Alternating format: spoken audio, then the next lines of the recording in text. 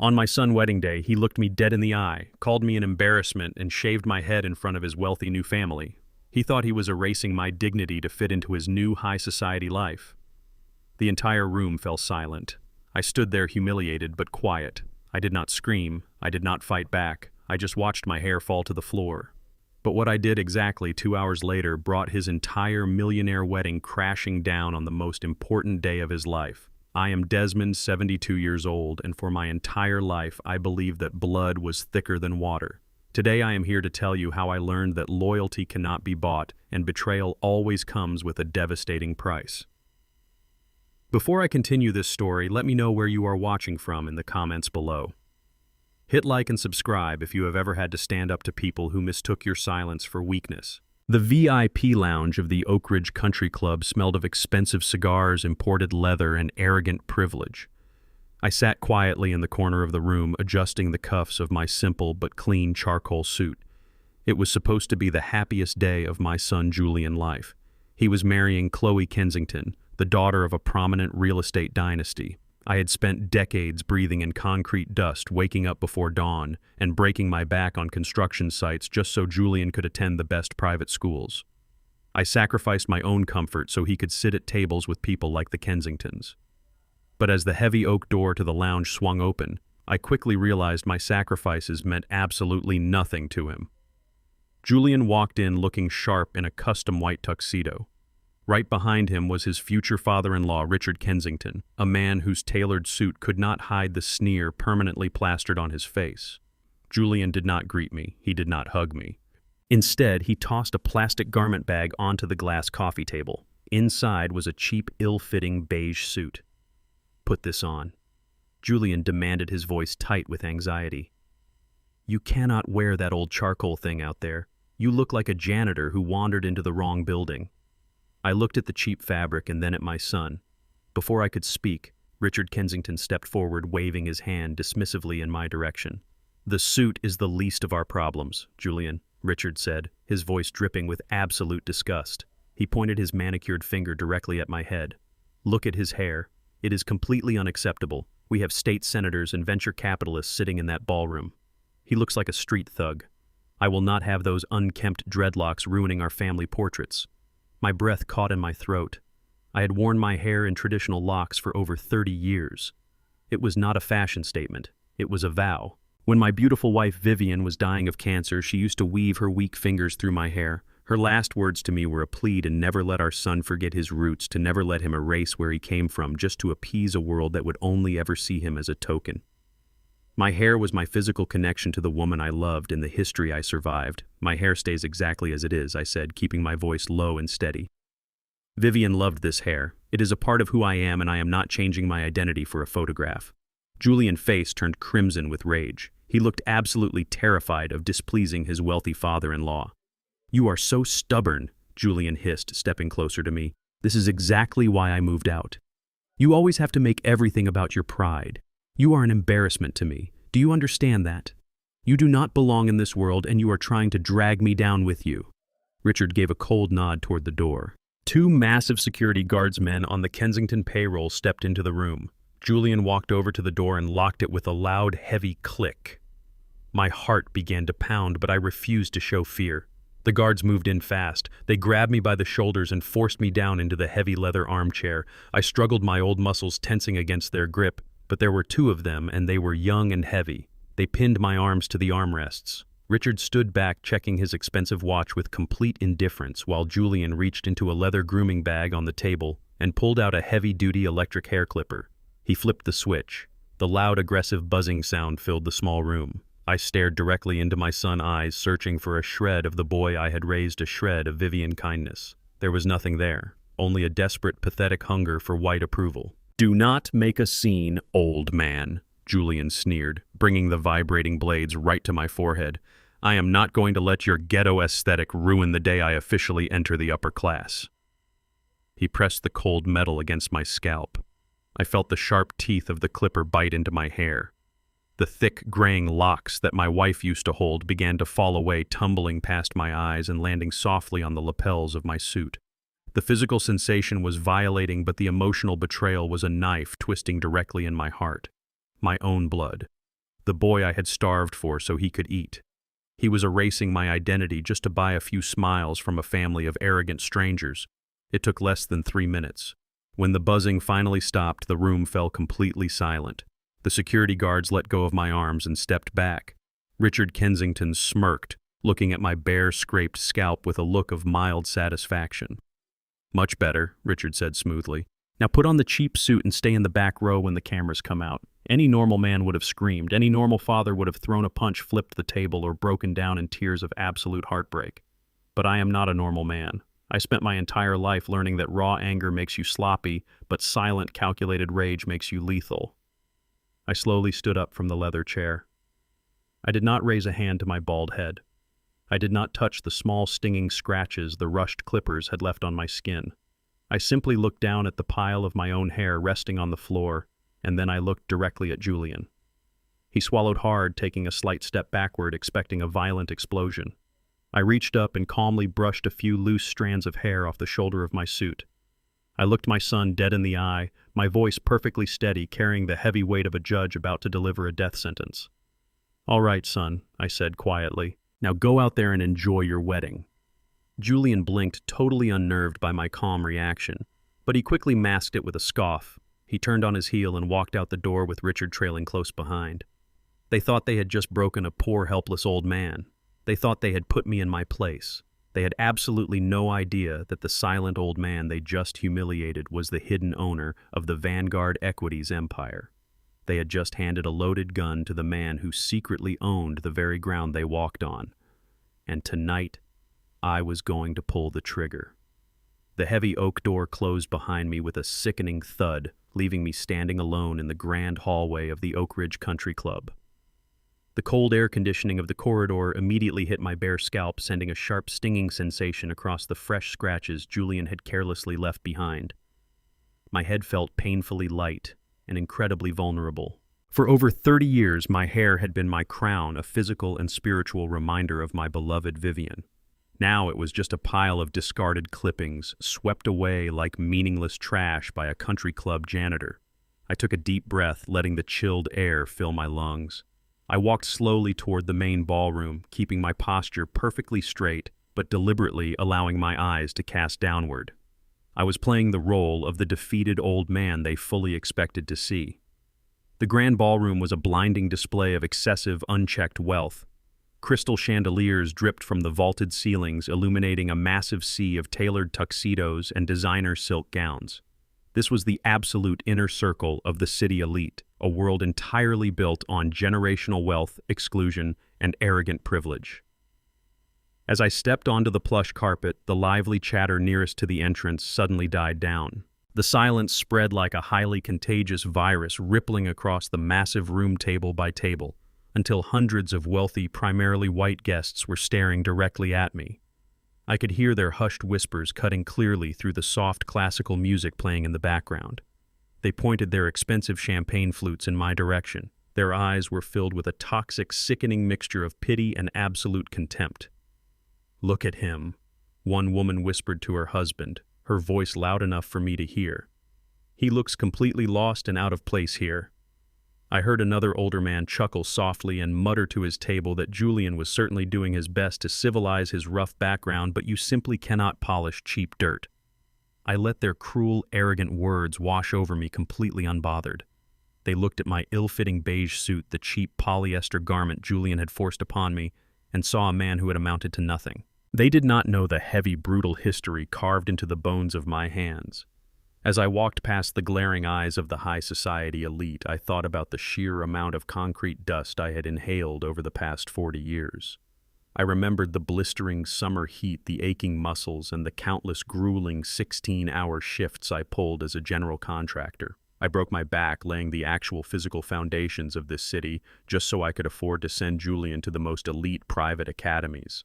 I paid for him to learn how to walk and talk exactly like the people currently laughing at me. I wanted him to have the opportunities I was denied. I wanted him to command respect. But education is a very dangerous thing when it completely lacks character. The more Julian learned about the world of the wealthy, the more he fiercely resented the man who was paying for his entry ticket. He grew deeply ashamed of the thick calluses on my hands. He grew ashamed of our modest home and our humble beginnings. The ultimate betrayal came 2 years ago when he started dating Chloe Kensington. Within months of meeting her wealthy family, Julian packed his bags and moved directly into the massive Kensington estate. He stopped returning my phone calls entirely. He changed his mailing address and erased me from his daily life. The final knife to the chest was when I overheard him at a public charity dinner introducing Richard Kensington to his friends as the father he always wished he had. He happily traded his own blood and his own history for a slice of their fake, glamorous pie. I found an empty seat near the very back of the room, right next to the kitchen swinging doors, exactly where Richard had instructed me to stay hidden. I had barely sat down when a cloud of overpowering expensive perfume assaulted my senses. Chloe, my brand new daughter-in-law, was walking purposely toward me. She wore a stunning custom-laced gown that probably cost more than most working-class families make in an entire year. Her blonde hair was perfectly styled, and a massive diamond necklace rested heavily on her chest. But the wicked, arrogant sneer on her face ruined any possible illusion of beauty. She stopped right in front of my small table, looking down at my scratched, bald head with a look of absolute satisfaction. "Well, Desmond," she said, her voice dripping with sickly, sweet condescension. "I see Julian finally managed to clean you up. You look much better without that awful mess on your head. It is almost presentable for our guests." She did not call me Dad. She did not even call me Mr. Holloway.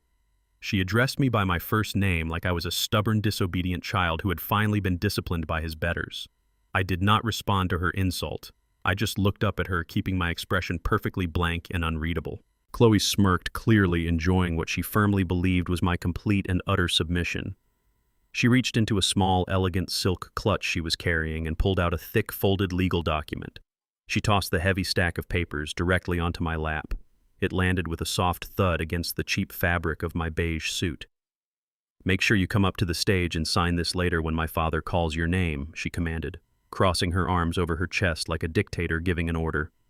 "It is a transfer of deed. Since you clearly do not have the financial funds to contribute to our new luxury life together, my father thought this would be the only wedding gift you could actually afford to give us. Consider it your required admission ticket to stay in Julian life." Chloe turned on her expensive heel and glided back across the marble floor toward the sweetheart table where Julian was waiting for her with a fresh glass of champagne. I looked down at the thick document resting heavily on my lap. I slowly unfolded the crisp white pages. My eyes scanned the dense legal jargon with the lightning speed and flawless precision of a man who had spent 3 decades navigating complex corporate real estate law in the shadows. It was an unconditional, irrevocable transfer of property. They were legally demanding the deeds to the 50-hectare plot of undeveloped land my family had owned for 3 generations. The land was located just outside the city limits, sitting right in the middle of a highly coveted, massively profitable new commercial development zone. The sheer audacity of the demand was breathtaking. They were not just asking for a traditional wedding blessing. They were executing a bold daylight robbery disguised as a family milestone. The message hidden between the legal lines was crystal clear. If I did not sign this document in front of all these wealthy people tonight, Julian would be utterly useless to them. I knew exactly how these elite families operated. Julian genuinely thought they loved him, but he was nothing but a pawn to them. They had accepted a young black man into their exclusive inner circle for one reason and one reason only. They desperately wanted my land. If I refused to hand it over, they would throw my son out on the street before the ink on his marriage certificate was even dry. He would lose the glamorous high society life he had completely sold his soul to achieve. They thought I was a desperate, lonely old man who would do absolutely anything to keep his only son from cutting him off forever. They thought the sudden public humiliation of the shaved head would permanently break my spirit and make me completely compliant. They thought the heavy social pressure of the wealthy crowd would force my hand to sign on the dotted line. They had absolutely no idea that the quiet man sitting in the back of the room staring at their fraudulent contract was not a struggling, exhausted contractor. They did not know I was the anonymous founder and absolute majority shareholder of Vanguard Equities, a shadow titan in the commercial real estate world. I did not panic. I did not shed a tear. I simply folded the aggressive contract back up and placed it neatly on the table in front of me. I slipped my hand silently into the pocket of my cheap beige suit and wrapped my fingers firmly around my cell phone. The Kensingtons wanted a financial transaction to secure their legacy. I was going to give them a total financial slaughter. I slipped away from my small table near the kitchen doors, leaving the heavy folded contract sitting next to my glass of ice water. The wealthy guests were too busy sipping expensive champagne and laughing at their own arrogant jokes to notice the bald old man blending into the shadows. I pushed through the swinging wooden doors and stepped into the stark fluorescent lighting of the service hallway. The vibrant music of the string quartet instantly faded behind me, replaced by the frantic energy of caterers rushing plates of food back and forth. I ignored them completely, walking with absolute purpose down a narrow corridor that the wealthy club members were never allowed to see. I stopped in front of a heavy, reinforced steel door at the very end of the hall. There was no sign on the outside, just a small digital keypad. I did not bother to knock. I punched in a 6-digit override code that only 2 people in the entire world possessed. The heavy lock clicked, and I pushed the door open, stepping into the cool, dark, climate-controlled nerve center of the Oak Ridge Country Club security room. A massive wall of glowing surveillance monitors illuminated the dark space. Sitting in front of the screens was Marcus, the head of club security. Marcus was a broad-shouldered black man in his late 40s with sharp, intelligent eyes. 10 years ago, Marcus was facing a trumped-up felony charge that would have ruined his life because he defended his sister from a wealthy drunk driver. I quietly paid for the best defense attorney in the state to clear his name and gave him a job when nobody else would look at his resume.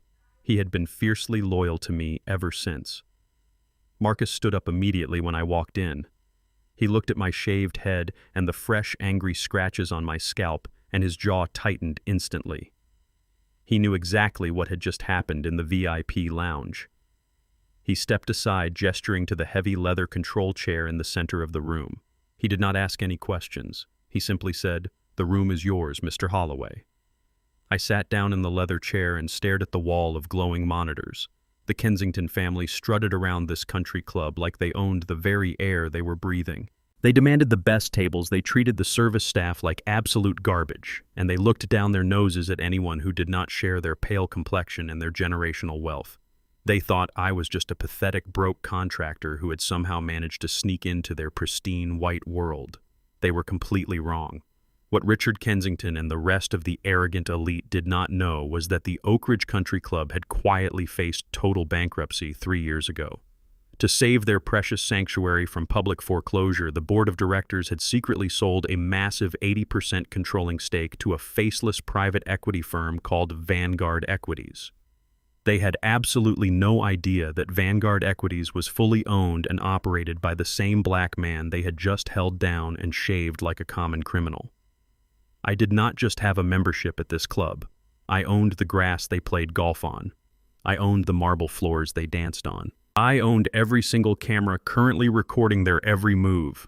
"Marcus," I said, my voice low and dangerous, "bring up the visual and audio feeds for the private bridal suite. Pull it up on the main center screen right now."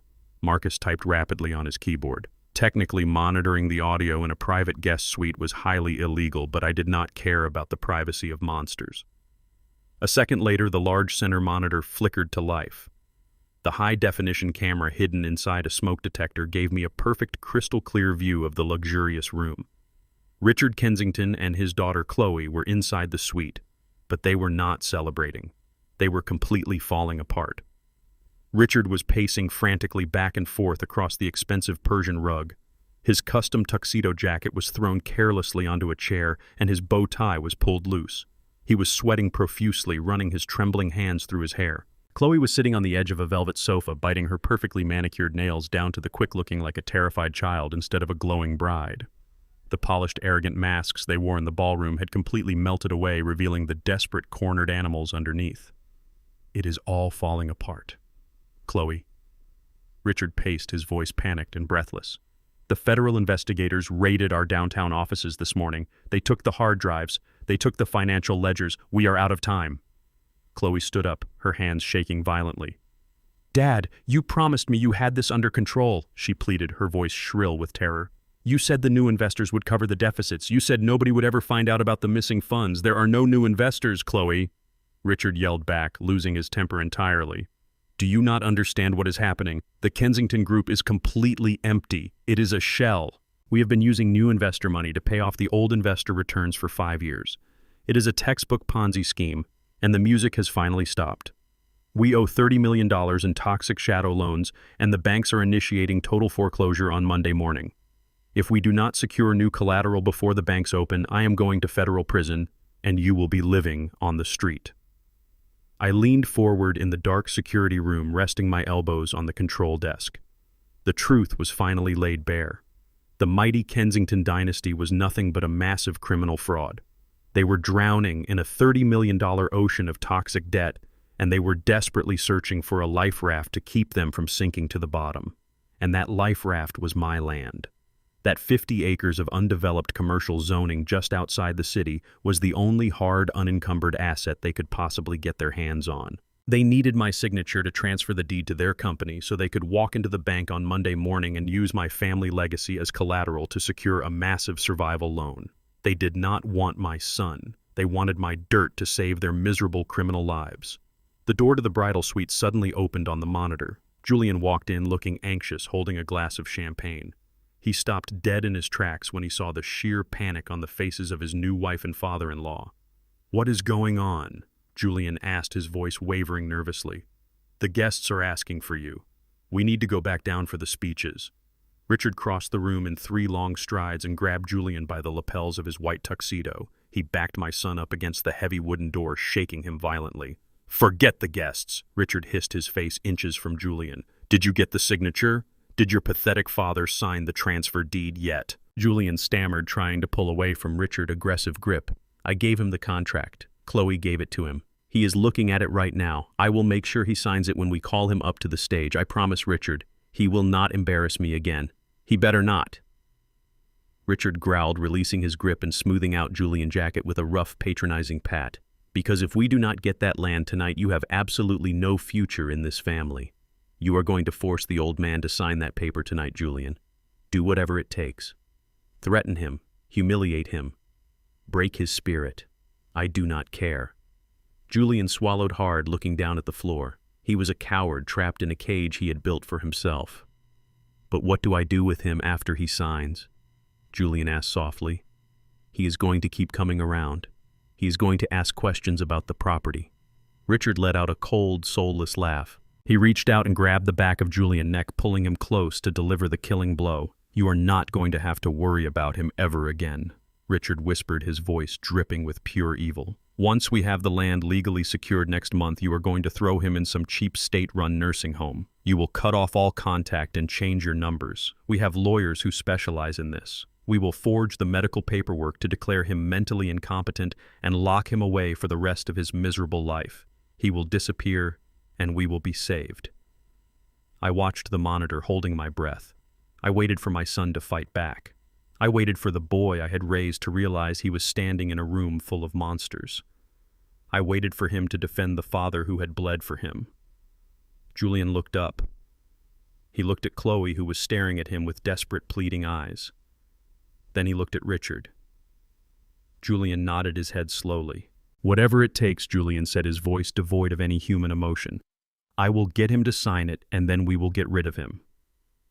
In the dark security room, Marcus let out a heavy, shocked breath beside me. I did not move a single muscle. I did not blink. I just stared at the glowing screen, watching my own flesh and blood agree to throw me away like human garbage to save a family of white-collar criminals. The last shred of paternal love I held in my heart instantly turned to ash. My eyes locked onto the monitor, turning as cold and hard as solid ice. The Kensingtons wanted to play a game of absolute destruction, but they had no idea that the man they were trying to bury was the very person who owned the shovel. On my son's wedding day, he looked me dead in the eye, called me an embarrassment, and shaved my head in front of his wealthy new family. He thought he was erasing my dignity to fit into his new high society life. The entire room fell silent. I stood there, humiliated but quiet. I did not scream. I did not fight back. I just watched my hair fall to the floor. But what I did exactly 2 hours later brought his entire millionaire wedding crashing down on the most important day of his life. I left the dark sanctuary of the security room and made my way back through the bustling kitchen corridors. The heavy swinging doors pushed open, and the blinding light of the grand ballroom hit my face once again. The official reception was in full swing. Waiters in crisp white uniforms were pouring vintage champagne into crystal flutes. The 300 VIP guests were taking their seats, their expensive jewelry sparkling under the massive chandeliers. I slipped quietly back into my chair at the small, isolated table near the rear exit.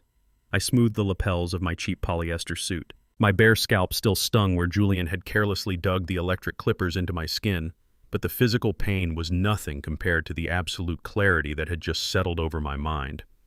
I was no longer a heartbroken father. I was a predator patiently waiting in the tall grass. The string quartet faded out, replaced by the sharp ringing of a silver spoon tapping against a glass. The room fell into a hushed, expectant silence. Julian stood at the center of the lavishly decorated stage holding a microphone. His white custom tuxedo practically glowed under the stage lights. Chloe stood right beside him, her hand resting possessively on his arm. They looked like the perfect, wealthy, untouchable couple. Julian cleared his throat, putting on that polished, engineered smile he had learned from his new family. "Thank you all for being here tonight," he began, his voice echoing through the state-of-the-art sound system. "Tonight is about more than just a wedding. It is about the merging of two worlds. It is about elevation." He paused dramatically, looking out over the sea of wealthy investors, politicians, and real estate moguls. "Growing up, I did not have much." Julian continued, his tone shifting into a carefully rehearsed faux humility. "I came from a very simple, very basic background. I was taught that you just keep your head down and accept your lot in life. I was surrounded by a mindset of limitation. But then I met the Kensington family." Julian turned and smiled warmly at Richard Kensington, who was sitting at the head table looking like a proud mafia boss. "Richard took me under his wing," Julian proclaimed, his voice dripping with sycophantic devotion. "He showed me what true ambition looks like. He taught me that family is not just about where you come from, but about the legacy you choose to build." The Kensingtons welcomed me into their home. They became the parents I always needed. They showed me how to rise above the dirt. A collective murmur of approval rippled through the ballroom. The wealthy white guests nodded, exchanging approving glances. They loved a good charity story. They loved the narrative of the generous elite saving the poor, ambitious minority from his own bleak origins. Every single word out of my son's mouth was a calculated, deliberate insult to my entire existence. He was standing on a stage, implicitly calling my decades of backbreaking labor a mindset of limitation. He was publicly disowning my blood to appease a room full of strangers. I sat in the back, my face perfectly blank, sipping my ice water. Let him talk, I thought. Let him dig the hole as deep as he possibly can. When Julian finished his sickening speech, the crowd erupted into polite applause. But the performance was far from over. Richard Kensington stood up from his chair, buttoning his imported suit jacket, and walked confidently up the steps to the stage. He took the microphone from Julian and raised his hands to quiet the room. "What a beautiful sentiment," Richard announced, his voice booming with false warmth. "And Julian is absolutely right. Tonight is about merging our legacies. But we are not just merging our hearts. We believe in building a concrete, tangible future for these two young people, and that requires a symbolic gesture of absolute unity."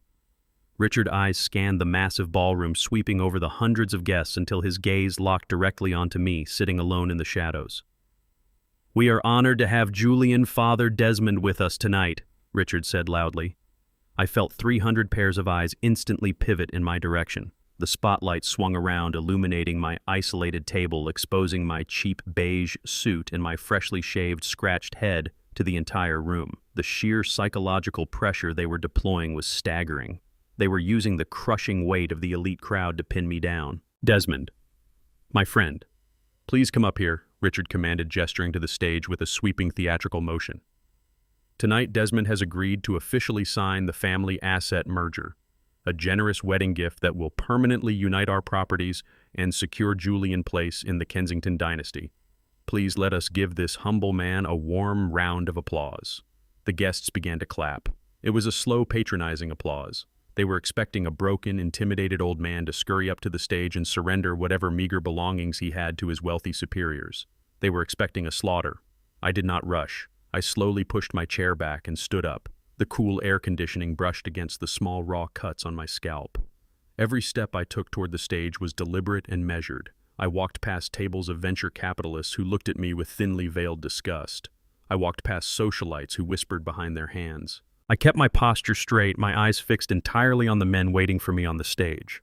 When I climbed the short wooden steps, Chloe stepped forward, holding the thick leather-bound folder she had thrown at me earlier. She placed it carefully on a small display podium set up in the center of the stage. Richard stood next to her holding a heavy gold-plated fountain pen. Julian stood a few feet away, his jaw clenched, his eyes glaring at me with a silent, intense threat. He was warning me not to embarrass him. He was warning me to submit. I stepped up to the podium and looked down at the document. There it was, the absolute transfer of 50 hectares of prime commercial real estate, completely signing away my family legacy to the Kensington Group. A piece of land worth tens of millions of dollars, the exact asset they desperately needed to save themselves from a $30 million federal bankruptcy on Monday morning. Richard held the gold pen out to me. His smile was razor thin, a shark baring its teeth. "Just sign on the dotted line, Desmond," he whispered so softly the microphone could not pick it up. "Sign it, and you can go back to your miserable little life. Refuse, and your son is out on the street tonight." I took the heavy pen from his hand. The cold metal felt smooth against my rough, calloused fingers. I looked at Julian one last time. I stared directly into the eyes of the boy I had raised, silently offering him one final, ultimate chance to stop this. One chance to be a man. One chance to defend his own father. Julian did not blink. He just gave a sharp, aggressive nod toward the paper, essentially ordering me to sign my own execution order. The last invisible thread of my paternal mercy completely snapped. I looked down at the crisp white paper. The Kensingtons thought they were dealing with Desmond Holloway, the retired, uneducated construction worker. They did not know that 40 years ago, when I first bought that massive 50-hectare plot of land, I did not register it under my own name. I had registered it under a highly protected anonymous shell corporation called Horizon Builders Incorporated. I pressed the gold nib of the pen against the signature line. I did not write my legal name. I deliberately scrawled a messy, completely unrecognizable signature that vaguely resembled the word Horizon. But a signature alone in commercial real estate transfers can be contested. It needed an official corporate seal to finalize the illusion. I reached into the pocket of my cheap beige suit. I pulled out a small, heavy brass stamp and a miniature ink pad. Richard raised an eyebrow, looking slightly confused by the old-fashioned gesture. "I am an old-school contractor, Richard," I whispered, keeping my voice low and perfectly calm. "I like to make my agreements official." I pressed the brass stamp into the dark ink and slammed it down hard next to the messy signature. The red ink bloomed beautifully against the white page. The stamp read Horizon Builders Incorporated. What Richard, Kensington, Chloe, and Julian did not know was that Horizon Builders Incorporated was a company I had legally, publicly, and permanently dissolved in a bankruptcy filing exactly 5 years ago. The corporate entity no longer existed in the eyes of the law. The signature was a deliberate fake. The corporate seal belonged to a ghost. I had just signed a multi-million-dollar transfer using the identity of a dead company. The heavy, impressive document sitting on that podium was absolutely legally worthless. It was nothing but a stack of expensive garbage. Before I could even put my brass stamp away, Richard snatched the folder off the podium with greedy lightning speed. He did not even bother to look closely at the signature or the stamp. He just saw the red ink and assumed he had won. He snapped the leather folder shut and clutched it against his chest like it was a life preserver. A massive, triumphant smile spread across Richard's face. He turned to the crowd and raised the folder high in the air. The crowd erupted into a loud, celebratory cheer. Chloe beamed, wrapping her arms around Julian's neck and kissing his cheek. Julian let out a massive, visible sigh of relief, completely believing his position in high society was permanently secured. They stood there on the stage, bathed in the bright lights and the applause of their wealthy peers, smiling like they had just conquered the world. They had absolutely no idea that the piece of paper they were holding was a one-way ticket to federal prison. They thought they had just stolen my empire. In reality, they had just given me the exact amount of time I needed to initiate their total, catastrophic destruction. I set the gold pen down on the empty podium, turned my back on my son, and calmly walked off the stage. The trap had been swallowed whole. Now it was time to detonate the bomb. I stepped down from the wooden stage, leaving the fraudulent document resting on the display podium. The wealthy crowd had already turned their attention away from me, lifting their expensive champagne glasses to toast the newlyweds. To them, the brief, uncomfortable charity case was over. The poor old black man had surrendered his dirt and could now be dismissed. I walked slowly toward the heavy mahogany doors at the back of the ballroom, feeling the cool air conditioning brush against my completely bare, scratched scalp. Before I could even reach the exit, a hand clamped down hard on my shoulder. I did not have to turn around to know it was Julian. He pulled me slightly into the shadows of a large floral arrangement out of sight of his new elite family. "You can leave now, Julian," hissed his voice, tight and completely devoid of any human warmth. "You did your part. The driver is waiting for you at the service exit. Go straight to the car and do not talk to anyone on your way out.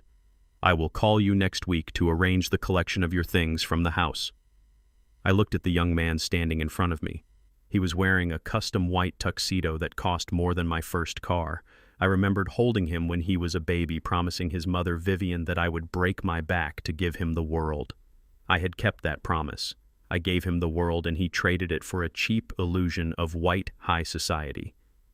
He was looking at me with pure, unadulterated embarrassment. He wanted me to vanish through the service doors like the hired help so he could go back to playing his pretend role. I did not argue. I did not raise my voice to remind him that he was speaking to the father who had bled for him. I simply gave him a slow, deliberate nod. "Enjoy your wedding, Julian," I said, my voice lower and colder than the ice in his glass. I turned my back on my only son and walked through the heavy swinging doors, leaving the bright lights of the ballroom behind me. The service corridor was a completely different world. It was a chaotic maze of stainless steel, shouting chefs and waiters rushing by with massive silver trays. I blended right in. To the staff, I just looked like another working-class old man who had gotten lost trying to find the restroom. But I was not lost.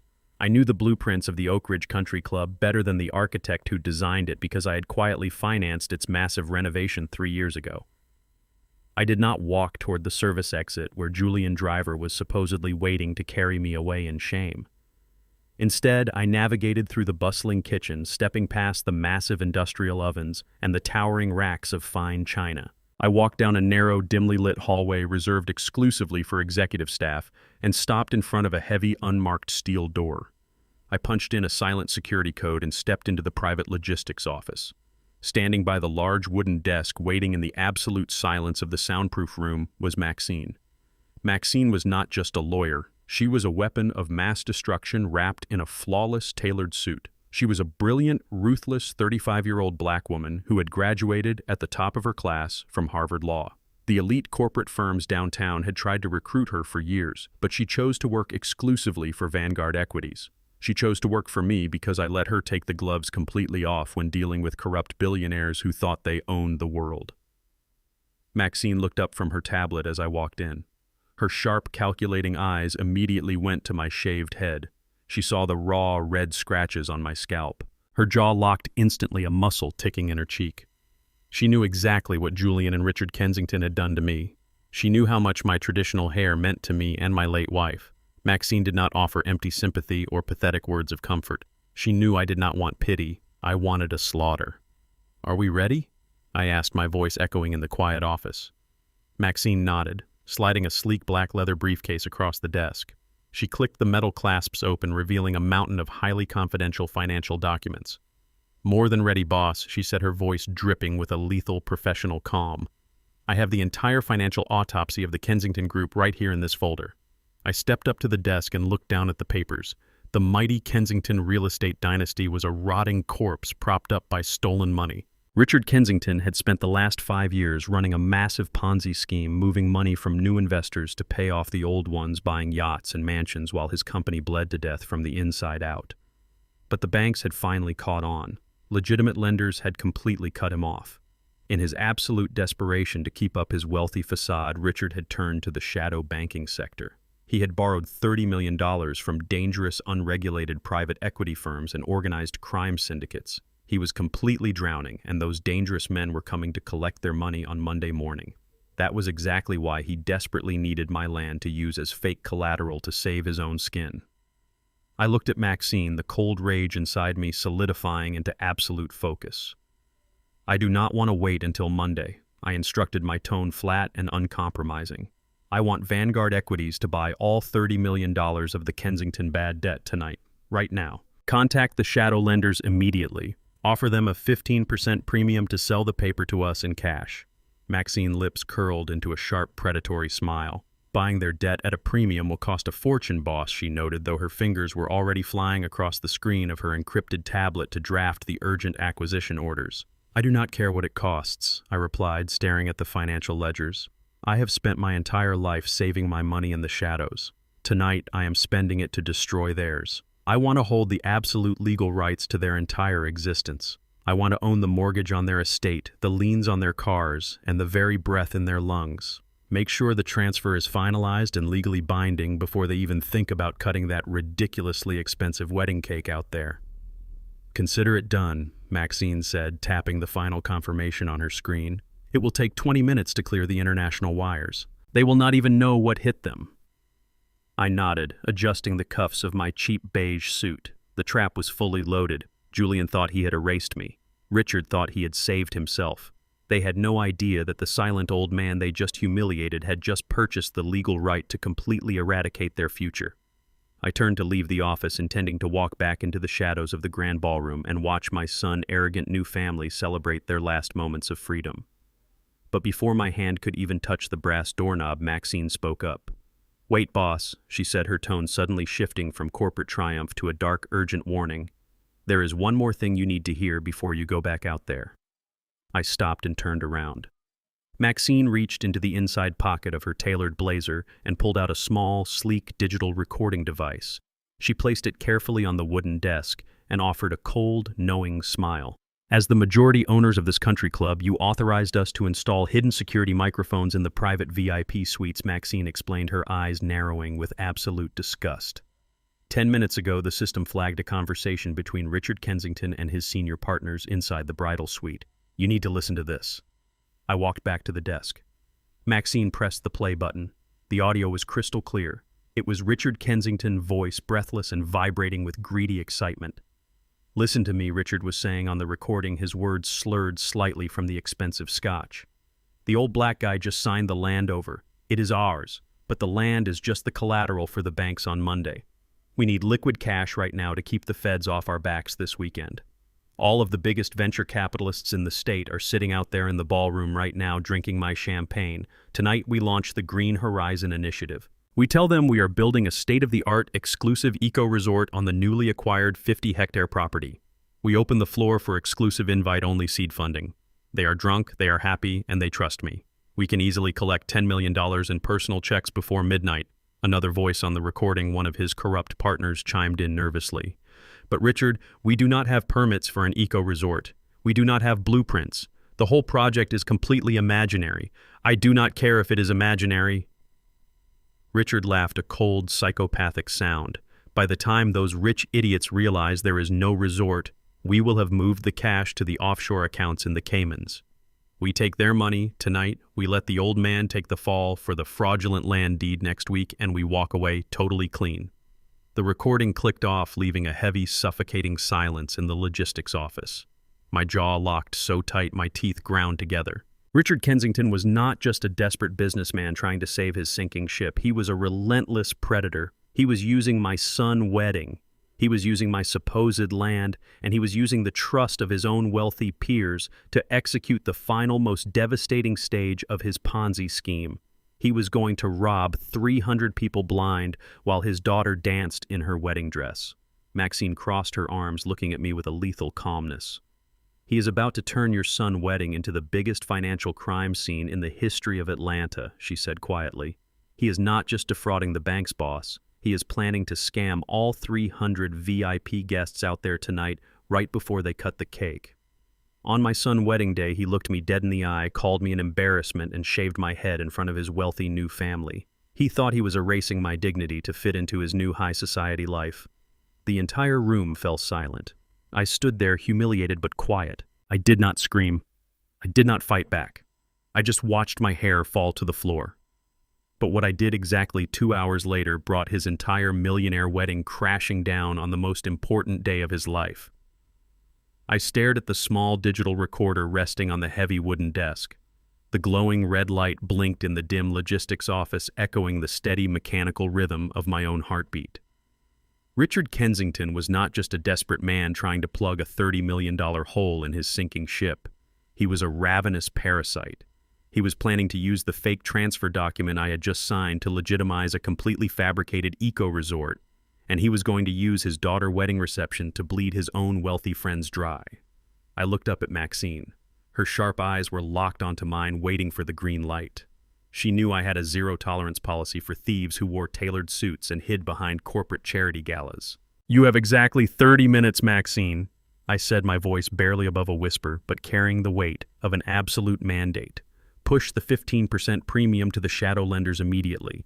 Tell them Vanguard Equities wants the entire Kensington debt portfolio finalized and legally transferred to our holding accounts before the clock strikes 9. I do not care what financial backdoors you have to kick open to make it happen. I want to hold the deed to Richard Kensington's miserable life before they cut that ridiculously expensive wedding cake out there." Maxine did not smile, but a dangerous, predatory glint flashed in her dark eyes. "Consider them already dead, boss," she replied, her fingers immediately flying across the encrypted tablet to initiate the massive wire transfers. "I will text you the second we hold the absolute legal authority to execute the foreclosure." I nodded, once turned my back on the logistics office, and pushed back through the heavy swinging doors into the grand ballroom. The air conditioning immediately hit the raw, stinging scratches on my freshly shaved scalp, a physical reminder of the ultimate disrespect I had endured just an hour ago. But the humiliation was entirely gone. It had been completely burned away, replaced by the cold, sterile focus of an executioner stepping onto the scaffold. I walked quietly along the perimeter of the room, keeping to the shadows cast by the towering floral arrangements. I returned to my small, isolated table near the rear exit and sat down in the dark. From this vantage point, I had a perfect, unobstructed view of the entire ballroom. It was like watching a perfectly choreographed wildlife documentary, except the predators were wearing imported silk and drinking vintage champagne. I watched Richard Kensington working the room. He was a master of his disgusting craft. He moved gracefully from table to table, clapping state senators on the shoulder, kissing the cheeks of wealthy socialites, and leaning in to whisper conspiratorially into the ears of tech CEOs and venture capitalists. He was selling them the ghost. He was pitching the Green Horizon Initiative, the state-of-the-art eco-resort he claimed he was going to build on my 50 hectares of land. The land he thought he had just stolen from a naive, uneducated black contractor. I watched, absolutely fascinated by the sheer audacity of human greed, as checkbooks literally began to appear on the silk tablecloths. I saw men in $10,000 tuxedos hastily writing personal checks for $500,000, desperate to get in on the ground floor of Kensington exclusive new venture. Richard was collecting millions of dollars in fraudulent investments, while the string quartet played a cheerful symphony in the background. It was a breathtaking, horrifying display of high society cannibalism. Then my eyes drifted to the sweetheart table in the center of the room. Julian sat there next to his glowing bride, laughing loudly at a joke someone had just told. He was holding a crystal flute of champagne, soaking in the admiration of the elite crowd. He genuinely thought he had finally arrived. He thought he had successfully shed the heavy working-class skin of his past and secured his permanent place among the untouchable royalty of the city. He did not realize that the royal family he had married into was nothing but a cartel of bankrupt frauds, and that he was sitting right at the epicenter of a massive federal crime scene. I remembered sitting on the edge of Julian's bed when he was 10 years old. I remembered showing him how to tie a Windsor knot with a cheap tie I had bought from a discount store. I told him that day that a man is only as good as his word, and that real respect is earned through sweat, honesty, and protecting the people who stand behind you. I had worked until the cartilage in my knees deteriorated just to pay for the elite education I thought would make him a leader. Instead, that education had taught him how to despise the very hands that fed him. He traded his soul for a seat at a table that was currently resting on quicksand. Suddenly, the loud, arrogant laughter stopped. Julian had turned his head and his eyes locked directly onto mine across the massive expanse of the ballroom. His smile instantly vanished, replaced by a dark, furious scowl. He set his champagne glass down so hard the crystal nearly shattered. He whispered something hurried to Chloe, stood up from the sweetheart table, and began marching furiously toward the back of the room. He navigated through the maze of tables, his face flushed with alcohol and unadulterated rage. He did not care if a few guests noticed his sudden aggressive demeanor. All he cared about was the fact that the human stain on his perfect evening had not been properly scrubbed away. He reached my table and did not even bother to lower his voice. "What the hell are you still doing here?" Julian hissed, stepping directly into my personal space. Before I could even blink, my son reached out and grabbed the lapels of my cheap beige suit. He bunched the coarse polyester fabric in his fists and physically jerked me upward, leaning his face so close to mine I could smell the expensive liquor on his breath. It was the ultimate unforgivable transgression. A son laying his violent hands on the father who gave him life. "I told you to get out!" Julian spat his eyes wide with frantic, hateful panic. "The driver has been waiting at the loading dock for an hour. Are you completely insane? Are you trying to ruin the most important night of my life? How much more do you want to humiliate me? You signed the paper. You gave them the dirt. You are done here. Get the hell out of my sight before I have security throw you out onto the street." I did not raise my hands to break his grip. I did not flinch. I did not try to pull away. I stood perfectly still, letting him hold me by the collar. I looked him dead in the eye. I stripped away every single ounce of paternal warmth, every shred of forgiveness, and every memory of the boy I used to love. I let him look into the eyes of the ruthless anonymous titan who had systematically devoured corporate empires in the shadows for 3 decades.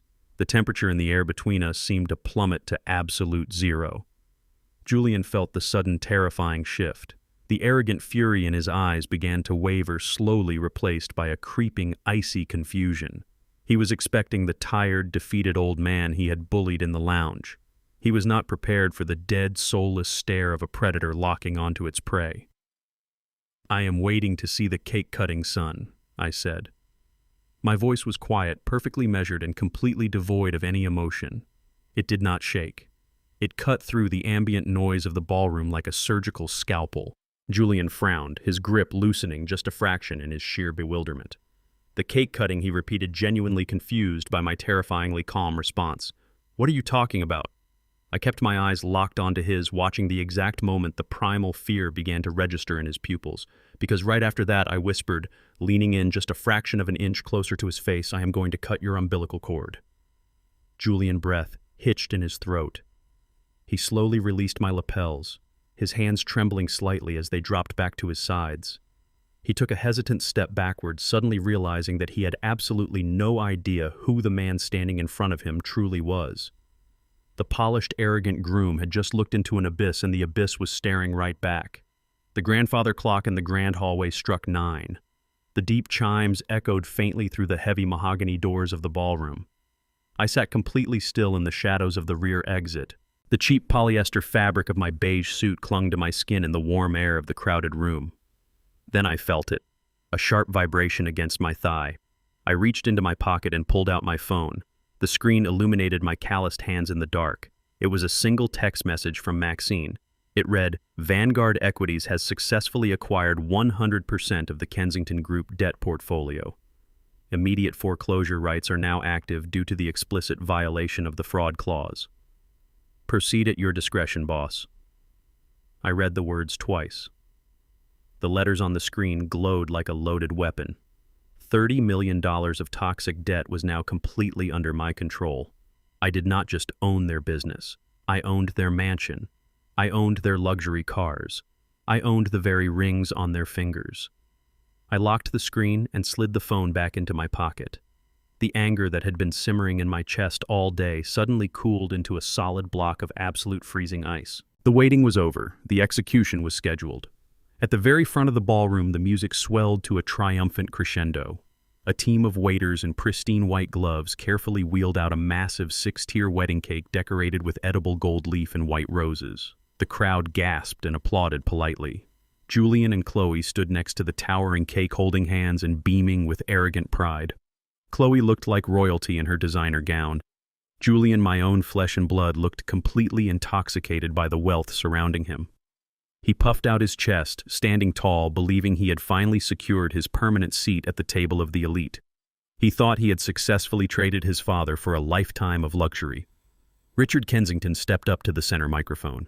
He held a crystal flute of vintage champagne high in the air, catching the light of the massive chandeliers. He flashed his $1 million smile at the audience of venture capitalists, hedge fund managers, and state politicians. "My dear friends," Richard announced, his voice booming with fake charm. "Before we cut this beautiful cake and celebrate the union of my daughter and my brilliant new son-in-law, I have a historic announcement to make. Thanks to the monumental addition of the 50-hectare commercial property we secured tonight, The Kensington Group is officially launching the Green Horizon Initiative. Richard paused, letting the greedy anticipation build in the room. He leaned into the microphone, lowering his voice to sound exclusive and conspiratorial. This is going to be the premier eco-resort of the entire southern United States, he lied smoothly. And because we value our inner circle, I am opening the seed funding round tonight exclusively to the people in this room. $10 million is all we need to break ground. Our associates are walking around the tables right now to collect your early investment checks. Get in tonight, my friends, because by Monday morning the door will be permanently closed. The wealthy guests practically tripped over themselves, reaching into their tailored tuxedo jackets for their checkbooks. They were completely blinded by the illusion of Richard Kensington. They were handing over millions of dollars to a man who was legally bankrupt. I watched them signing away their money. I watched Julian smiling proudly as his new father-in-law orchestrated a massive federal crime using the land he thought he had stolen from me. I placed my hands flat on the small table and pushed myself up. I did not slouch my shoulders anymore. I stood at my full, intimidating height. I took a deep breath, filling my lungs with the heavy, scented air of the ballroom. I stepped out of the shadows and began walking straight down the center aisle. My heavy footsteps moved in perfect rhythm. The guests sitting at the tables near the aisle started to notice me. The conversation slowly died out again. The same people who had looked at me with pity and disgust an hour ago were now staring at me in total confusion. They saw the bald, scratched head of the man who was supposed to be hiding in shame, but the man walking past them was not broken. I moved with the heavy, unstoppable momentum of a freight train. My eyes were locked dead onto the stage, focusing entirely on Richard Kensington. Richard was smiling, taking a folded check from a wealthy tech executive when he saw me marching down the aisle. His smile froze instantly. His eyes widened in sudden angry panic. He leaned back and gave a sharp, subtle nod to his two personal security guards standing near the edge of the stage. These were massive men wearing dark suits and earpieces, hired specifically to protect the Kensington family from any unwanted disruptions. The two Kensington guards moved quickly, stepping directly into my path to block the stairs leading up to the stage. One of them reached out a massive hand to grab me by the shoulder. "You need to turn around and walk away right now before we drag you out of here," the guard growled aggressively. I did not stop walking. I did not even slow down. I just kept my eyes fixed on Richard. Before the Kensington guard could even touch the fabric of my cheap beige suit, the shadows around the stage suddenly burst into violent motion.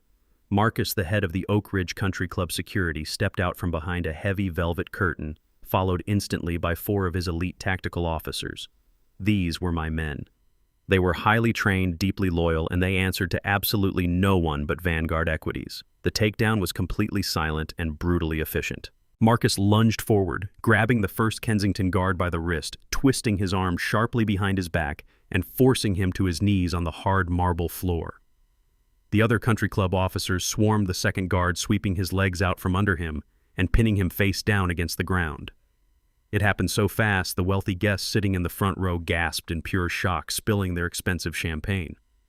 Richard Kensington dropped his glass. It shattered against the wooden stage. He looked down at his elite private security team currently immobilized and groveling on the floor. He looked up at Marcus, expecting the country club security to protect the wealthy members. But Marcus simply stood guard at the bottom of the stairs, staring at Richard with absolute lethal authority, making it crystal clear that he was acting on my direct orders. I walked past the subdued guards without giving them a single glance. I placed my heavy work boots on the wooden steps and climbed up onto the stage. Julian stood next to the wedding cake, his face completely drained of color. He looked like a terrified child. He opened his mouth to speak, but no words came out. Chloe was clutching his arm, her eyes darting wildly between her father and the men pinned on the floor. I walked right up to Richard Kensington. We were standing chest to chest. I could smell the panic radiating off his sweating skin. He opened his mouth to scream for help, but I moved faster. I reached out and snatched the heavy metal microphone right out of his trembling hand. I brought the microphone close to my mouth. A loud, piercing screech of audio feedback blasted through the massive speakers, echoing violently across the entire ballroom. The sudden, deafening noise made hundreds of billionaires and socialites cover their ears and shrink back in their seats. The entire room fell into an absolute, terrified silence. I looked out at the sea of wealthy faces, then turned my cold, dead eyes back to Richard Kensington. Sorry to interrupt the theater, I said, my voice echoing like thunder through the silent room, but I have an announcement from the creditor. On my son's wedding day, he looked me dead in the eye, called me an embarrassment, and shaved my head in front of his wealthy new family. He thought he was erasing my dignity to fit into his new high society life. The entire room fell silent. I stood there humiliated but quiet. I did not scream. I did not fight back. I just watched my hair fall to the floor. But what I did exactly 2 hours later brought his entire millionaire wedding crashing down on the most important day of his life. Richard's face turned a violent shade of purple. The veins in his neck bulged against his tight silk collar. "What the hell are you doing?" he screamed, spit flying from his lips. He looked frantically past the stage toward the sound booth at the back of the room. "Cut his microphone. Turn it off right now. Get this crazy old man off my stage." But the sound engineer did not touch a single dial. The sound engineer worked for the Oak Ridge Country Club, and tonight everyone in this building answered to me. The microphone remained perfectly hot. Julian saw his new father-in-law panicking. He saw his fragile, fake royal lifestyle slipping through his fingers. He panicked. My own son lunged forward, stepping away from his beautiful bride and his expensive wedding cake. He charged at me with his hands outstretched, ready to physically rip the metal microphone from my grip. He wanted to silence me to protect the thieves who had bought his loyalty. I did not back away. I simply raised my left hand and pointed a single calloused finger directly at his face. "Stop right there, Julian," I said. My voice did not yell, but it echoed through the speakers with a terrifying, heavy gravity. "Take one more step and I will have my security team break both of your legs in front of your new wife." Julian froze. His expensive leather shoes stopped dead on the wooden floorboards. He looked at my finger, and then he looked into my eyes. For his entire life, he had only known me as the quiet, exhausted contractor who came home smelling of concrete and drywall. He had never seen the man who ruthlessly dismantled corporate empires. He had never seen the monster I kept chained up in the dark. The sheer lethal intent radiating from my eyes paralyzed him completely. He looked past my shoulder and saw Marcus and the tactical security officers taking a synchronized step forward, ready to snap his bones if I gave the command. Julian swallowed hard, his hands dropping limply to his sides. He shrank back, cowering like a frightened child. I turned my back on my pathetic son. I faced the 300 wealthy guests sitting in the grand ballroom. The silence in the room was absolute. You could hear a pin drop. The venture capitalists, the hedge fund managers, and the state politicians were all staring at me, their checkbooks still resting on the silk tablecloths. "Ladies and gentlemen," I announced, my voice rolling over the crowd like a heavy storm cloud. "Please put your pens down and put your checkbooks away. You are about to hand your hard-earned millions to a man who is completely, absolutely bankrupt." A collective gasp rippled through the massive room. The wealthy elite shifted in their seats, exchanging shocked, terrified glances. Richard Kensington let out a strangled, panicked noise, but I did not let him interrupt. Richard Kensington just stood on this stage and asked you to invest $10 million in a state-of-the-art eco-resort. I continued pacing slowly across the stage, owning the room completely. He told you he had the land. He told you he was securing the future. But the Green Horizon Initiative does not exist. There are no blueprints. There are no permits. It is nothing but a desperate fairy tale invented by a man who is currently drowning in a $30 million ocean of toxic debt. He planned to take your investment checks tonight, move the cash to offshore accounts in the Cayman Islands before midnight, and leave you all holding the bag. The crowd erupted into furious whispers. Men in tailored suits began snatching their checks off the tables, tearing them into pieces. Women covered their mouths in horror. The grand illusion of the Kensington dynasty was cracking wide open under the bright chandelier lights. Richard stepped forward, trembling violently. "That is a lie," he screamed, pointing a shaky finger at me.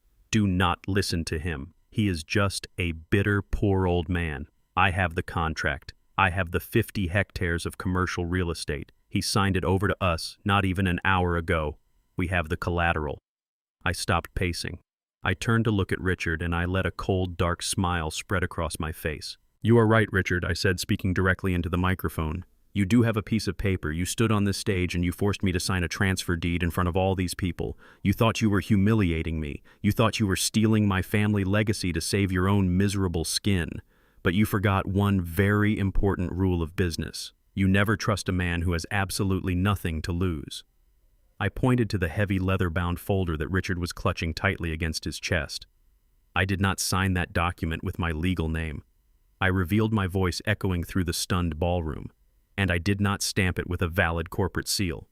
The land you just bragged about, the 50 hectares you were planning to use to save your company from federal foreclosure, has belonged to a highly protected anonymous trust for 3 decades. The signature I put on your precious paper was a deliberate fake. The brass stamp I used belonged to a shell company named Horizon Builders Incorporated, a company that I legally, completely, and permanently dissolved in a bankruptcy court exactly 5 years ago. The air was sucked right out of the room. The wealthy guests stared at the stage in absolute disbelief. "That piece of paper you are holding," I said, looking straight into Richard's terrified eyes, "is legally worthless. It is a ghost. It is garbage. You do not own my land, Richard. You do not own a single solitary grain of dirt." Richard Kensington's face turned the color of ash. He looked down at the leather folder clutched in his hands, as if it had just turned into a venomous snake. His hands were shaking so violently he could barely get the folder open. He flipped past the title pages, frantically searching for the signature line, his bloodshot eyes locked onto the messy scrawl and the bright red ink of the brass stamp. Horizon Builders Incorporated, a dead company, a worthless agreement. The realization hit him like a physical blow to the chest. He staggered backward, bumping into the table, holding the massive 6-tier wedding cake. The crystal champagne glasses rattled. His entire empire, his mansion, his cars, his reputation, it was all gone. It had all vanished in the red ink of an old contractor stamp. He looked up at me, his face twisted into a mask of pure, unadulterated hatred. He lost whatever tiny shred of sanity he had left. As Richard screamed his empty threats about lawyers and lawsuits, the entire ballroom watched a man completely unravel. The venture capitalists who had been kissing his ring just 10 minutes ago were now pulling out their cell phones, furiously texting their own legal teams to sever all ties with the Kensington Group. The elite society that Richard had sacrificed his soul to impress was now looking at him like a diseased animal. I watched Julian standing next to the wedding cake. My son was breathing rapidly, his eyes darting back and forth between his furious father-in-law and the calm, steady presence of the father he had just betrayed. Julian was slowly realizing that he had not married into a royal family. He had married into a sinking ship, and he had personally burned the only lifeboat that could have saved him.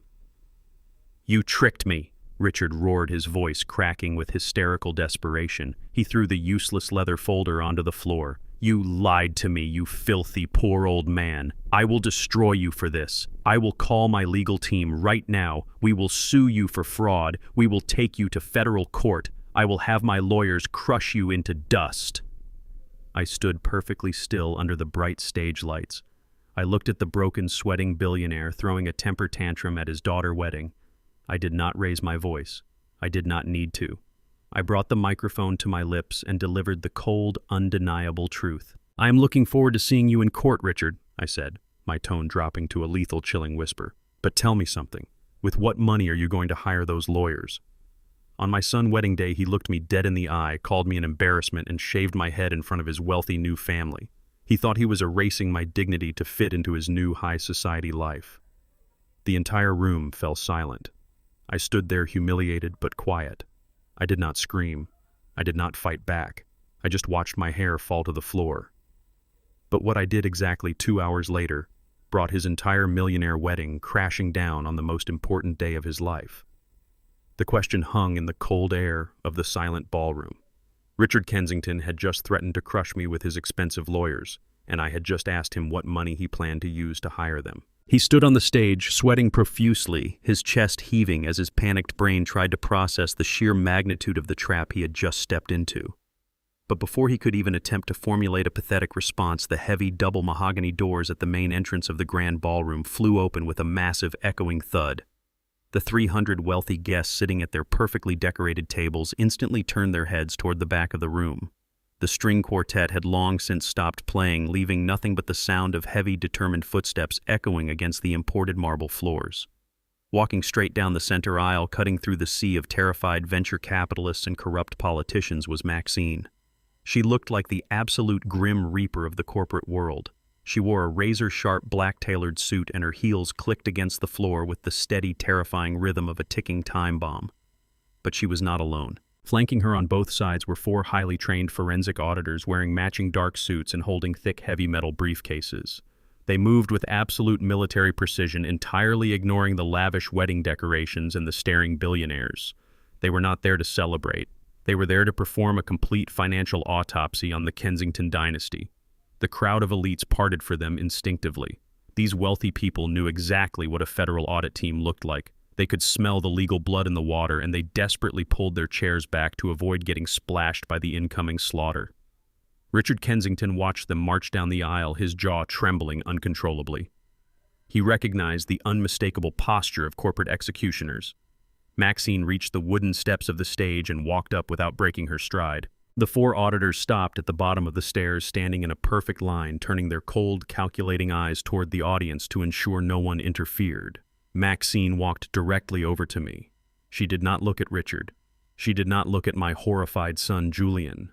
She simply opened her leather briefcase and pulled out a thick stack of legal documents. The bright red acquisition stamps from the state courthouse glared violently against the crisp white paper. It was the physical manifestation of total, absolute ruin. Maxine handed the heavy stack of papers to me with a sharp professional nod and stepped back, folding her arms across her chest. I took the documents and walked slowly over to the small table holding the massive 6-tier wedding cake.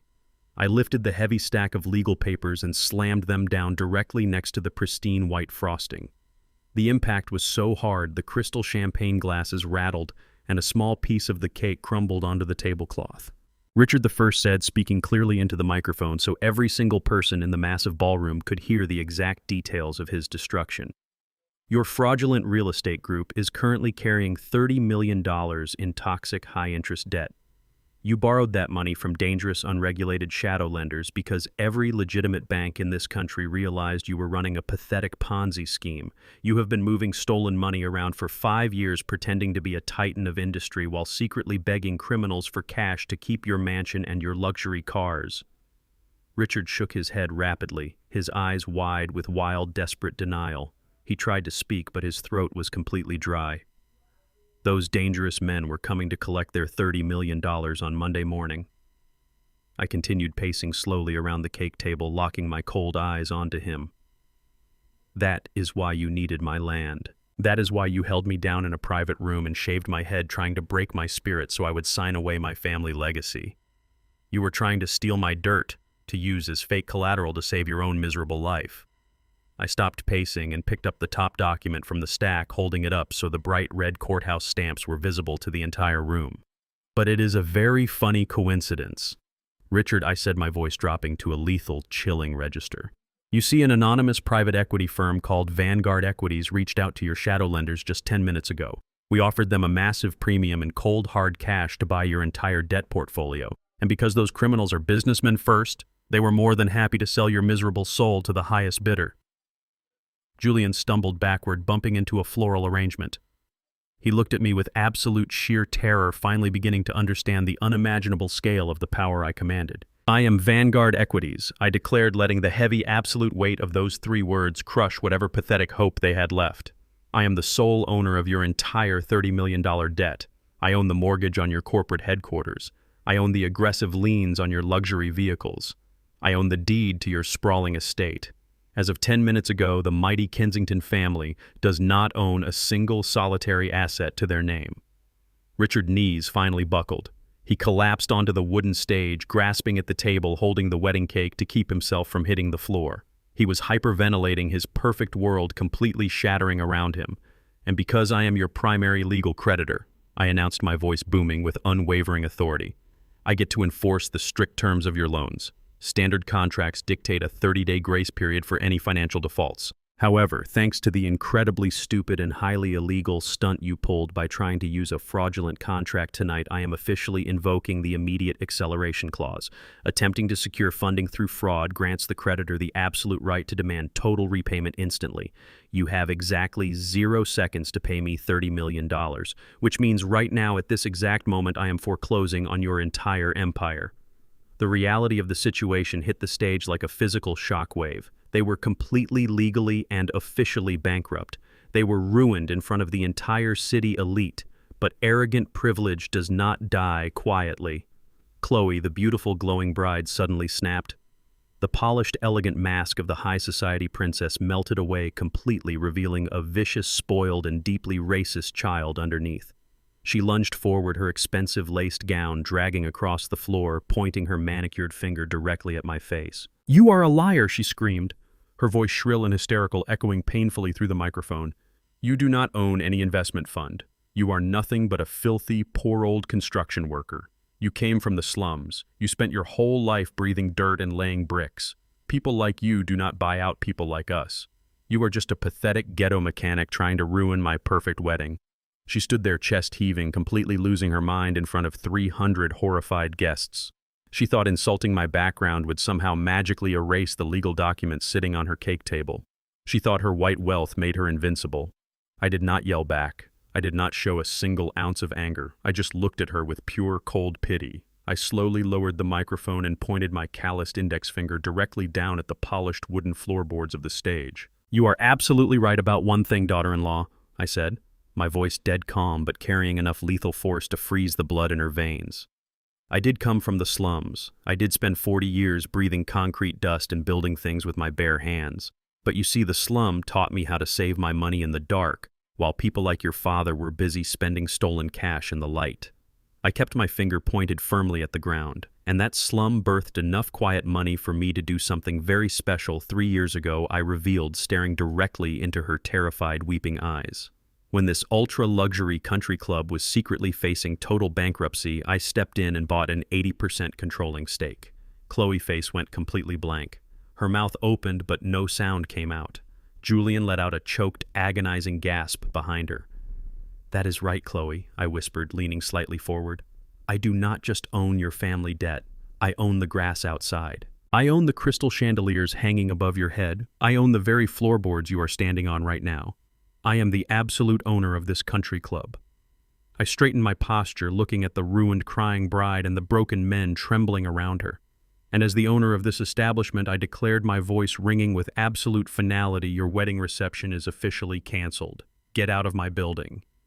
On my son's wedding day, he looked me dead in the eye, called me an embarrassment, and shaved my head in front of his wealthy new family. He thought he was erasing my dignity to fit into his new high society life.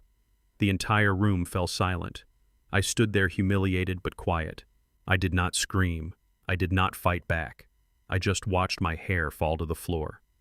But what I did exactly 2 hours later brought his entire millionaire wedding crashing down on the most important day of his life. The words I just spoke hung heavily over the massive ballroom. "Get out of my building." The absolute authority in my voice echoed through the state-of-the-art sound system and bounced off the crystal chandeliers I secretly owned. For a few agonizing seconds, nobody moved. The 300 VIP guests were completely frozen in their seats. These were the wealthiest, most powerful people in the state. They were politicians, hedge fund managers, and real estate moguls who spent their entire lives believing they were the smartest people in any room. But looking up at the wooden stage, they finally realized they had been played for absolute fools by the very man they had come to celebrate. The paralyzing shock broke all at once. The collective gasp of the crowd quickly morphed into a chaotic, panicked frenzy. The polite classical music was long gone, replaced by the deafening sound of scraping chairs and angry shouting. The venture capitalists and tech executives who had been eagerly writing personal checks just moments ago suddenly snapped out of their greedy trances. They realized that Richard Kensington, the man they thought was a visionary titan, was actually a desperate criminal standing on the edge of a $30 million cliff. I watched from the stage as men in custom tuxedos practically dove across the silk tablecloths to snatch back the checks they had written for the fake Green Horizon initiative. They tore the crisp pieces of paper into tiny shreds, throwing them onto the floor like toxic waste. But snatching back their money was not enough for me. I wanted to completely eradicate the fake legacy Richard had built. I wanted these people to know exactly how little he thought of them. I reached into the pocket of my cheap beige suit and pulled out the small digital recording device Maxine had given me in the logistics office. I walked over to the microphone stand and held the small speaker directly against the microphone. I pressed the play button. The audio recording blared through the massive speakers, filling the entire ballroom with the undeniable sound of Richard Kensington's own voice. The guests stopped tearing up their checks, and looked up at the stage, their faces twisting in pure outrage as they listened to the conversation from the private bridal suite. They heard Richard drunkenly bragging about how easy it was to manipulate his wealthy friends. They heard him explicitly outline his plan to collect $10 million in seed funding tonight and wire it directly to offshore accounts in the Cayman Islands before the weekend was over. They heard him call them a room full of rich idiots who would gladly hand over their money for an imaginary eco-resort. The recording clicked off, leaving a deafening, heavy silence in its wake. But that silence only lasted for a fraction of a second before the ballroom absolutely exploded in fury.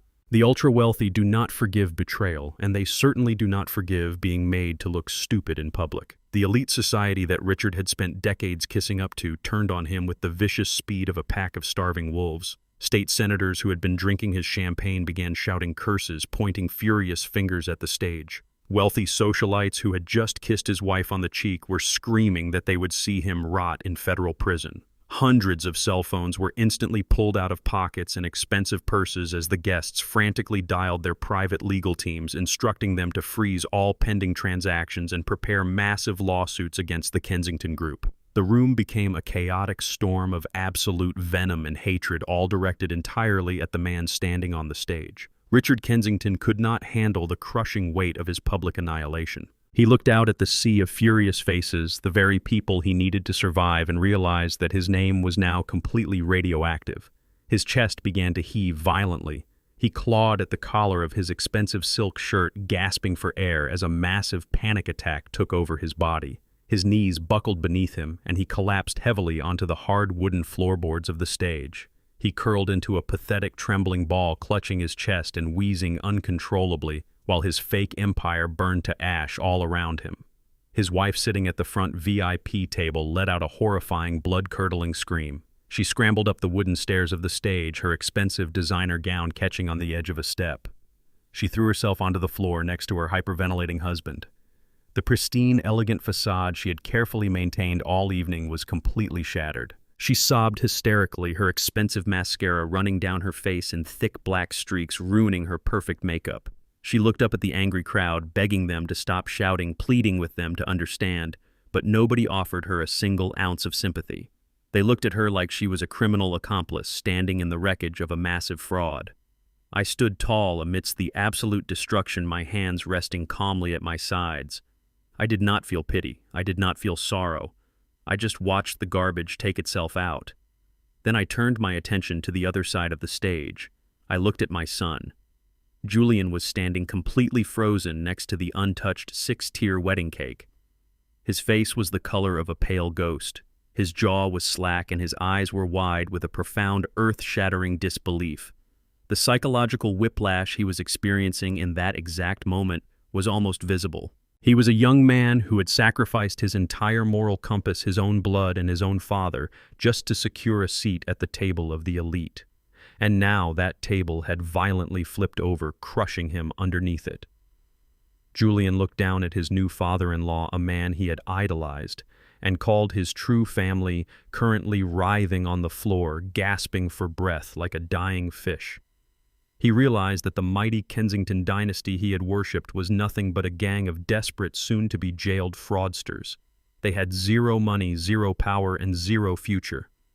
Then Julian slowly turned his head and looked at me. He looked at the old black man standing powerfully on the stage. He looked at the cheap beige suit he had forced me to wear, and the raw scratches on the bald head he had personally shaved just 2 hours ago. He realized with a sickening wave of absolute horror that the father he had violently pinned down and humiliated in a private lounge was actually a hidden billionaire. He realized that the working-class contractor he had called an embarrassment was the anonymous titan who owned the country club, the ground they stood on, and the very debt that had just ruined his new family. He had traded an actual empire for a completely worthless fake kingdom. The weight of his massive, unforgivable mistake crushed his shoulders. His custom white tuxedo suddenly looked like a tragic clown costume. He was completely alone, surrounded by furious billionaires screaming for blood, and a father who had officially disowned him. Desperate for a lifeline, desperate for any shred of the high society dream he thought he had secured, Julian turned his terrified eyes toward Chloe. He reached out his trembling hand toward his beautiful bride, hoping to find some comfort, hoping that their love was at least real in the midst of this terrifying nightmare. He looked at her, waiting for her to hold his hand and tell him they would survive this together. On my son's wedding day, he looked me dead in the eye, called me an embarrassment, and shaved my head in front of his wealthy new family. He thought he was erasing my dignity to fit into his new high society life. The entire room fell silent. I stood there humiliated but quiet. I did not scream. I did not fight back. I just watched my hair fall to the floor. But what I did exactly 2 hours later brought his entire millionaire wedding crashing down on the most important day of his life.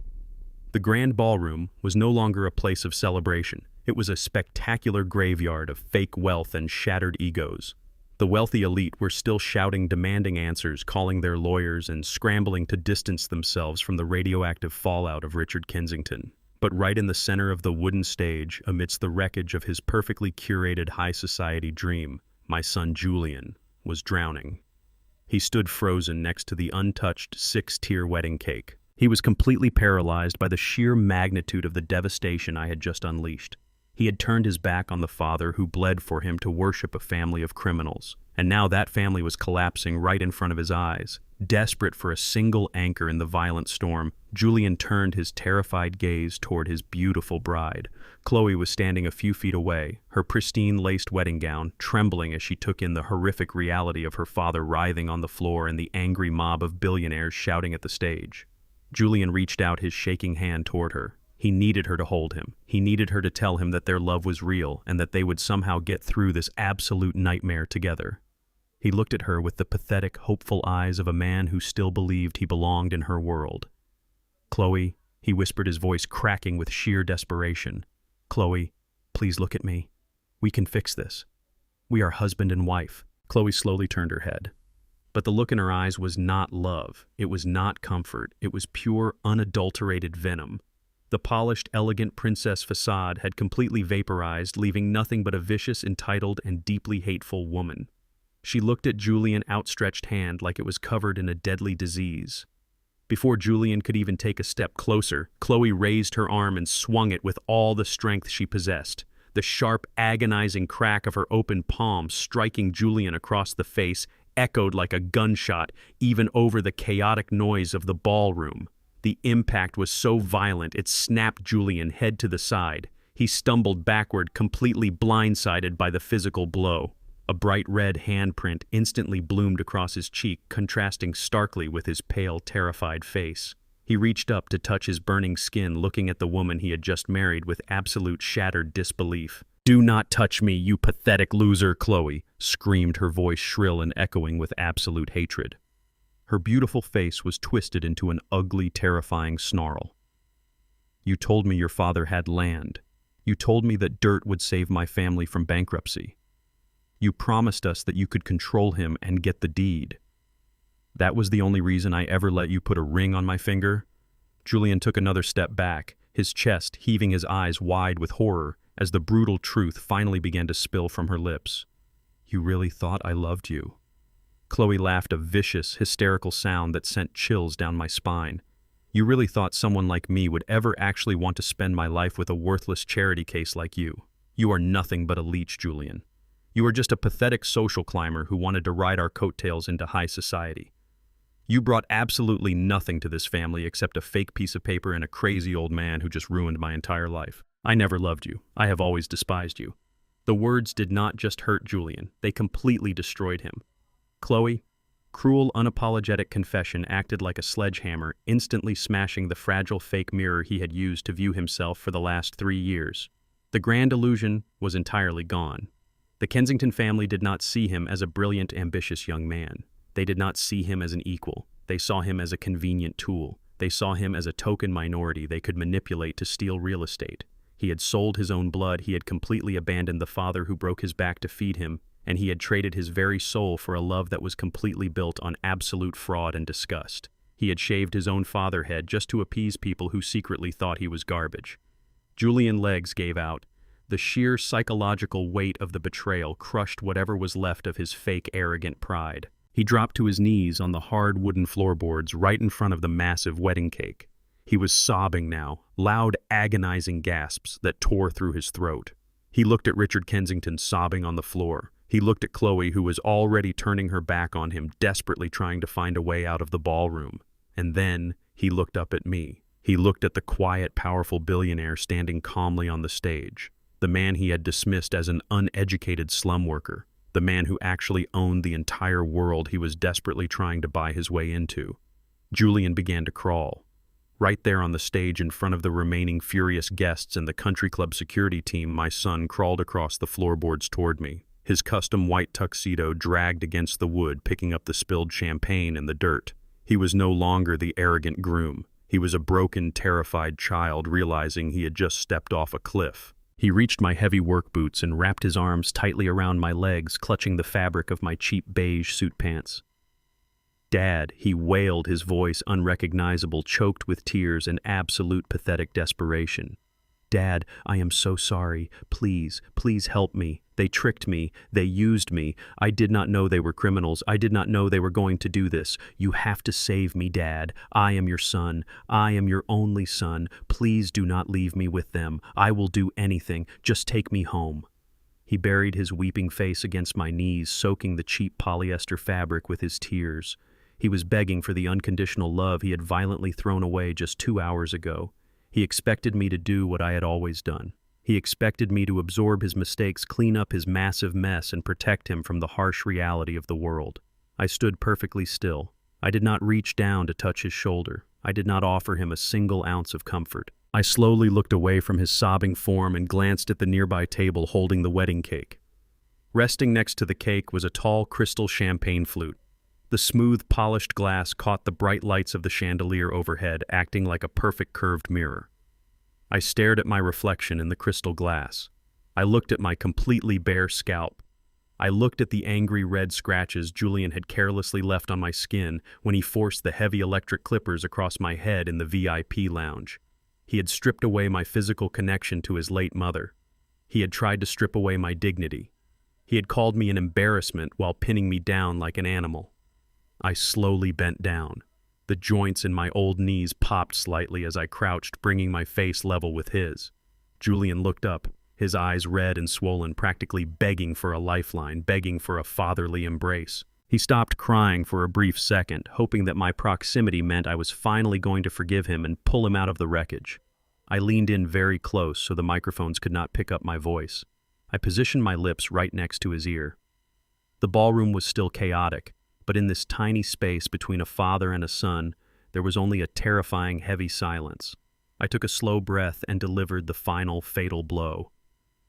"You are not my son," I whispered, my voice devoid of any warmth, any anger, or any love. "My son died the moment you put those clippers to my head." I pulled back and watched the absolute total devastation wash over his face. The tiny spark of hope in his eyes was instantly violently extinguished. He realized with absolute certainty that there was no coming back from this. He had completely destroyed his only safe harbor, and now he was going to drown alone in the open ocean. On my son's wedding day, he looked me dead in the eye, called me an embarrassment, and shaved my head in front of his wealthy new family. He thought he was erasing my dignity to fit into his new high society life. The entire room fell silent. I stood there humiliated but quiet. I did not scream. I did not fight back. I just watched my hair fall to the floor. But what I did exactly 2 hours later brought his entire millionaire wedding crashing down on the most important day of his life. Julian was clinging to my legs, sobbing into the cheap fabric of my beige trousers. He was begging for a second chance, begging for the father he had just violently betrayed. I looked down at him, feeling the cool air against my completely bare scalp. I remembered his mother, Vivian. I remembered how she held him as a baby, how she told me to always protect him. But the man weeping on the floor was not the boy we raised.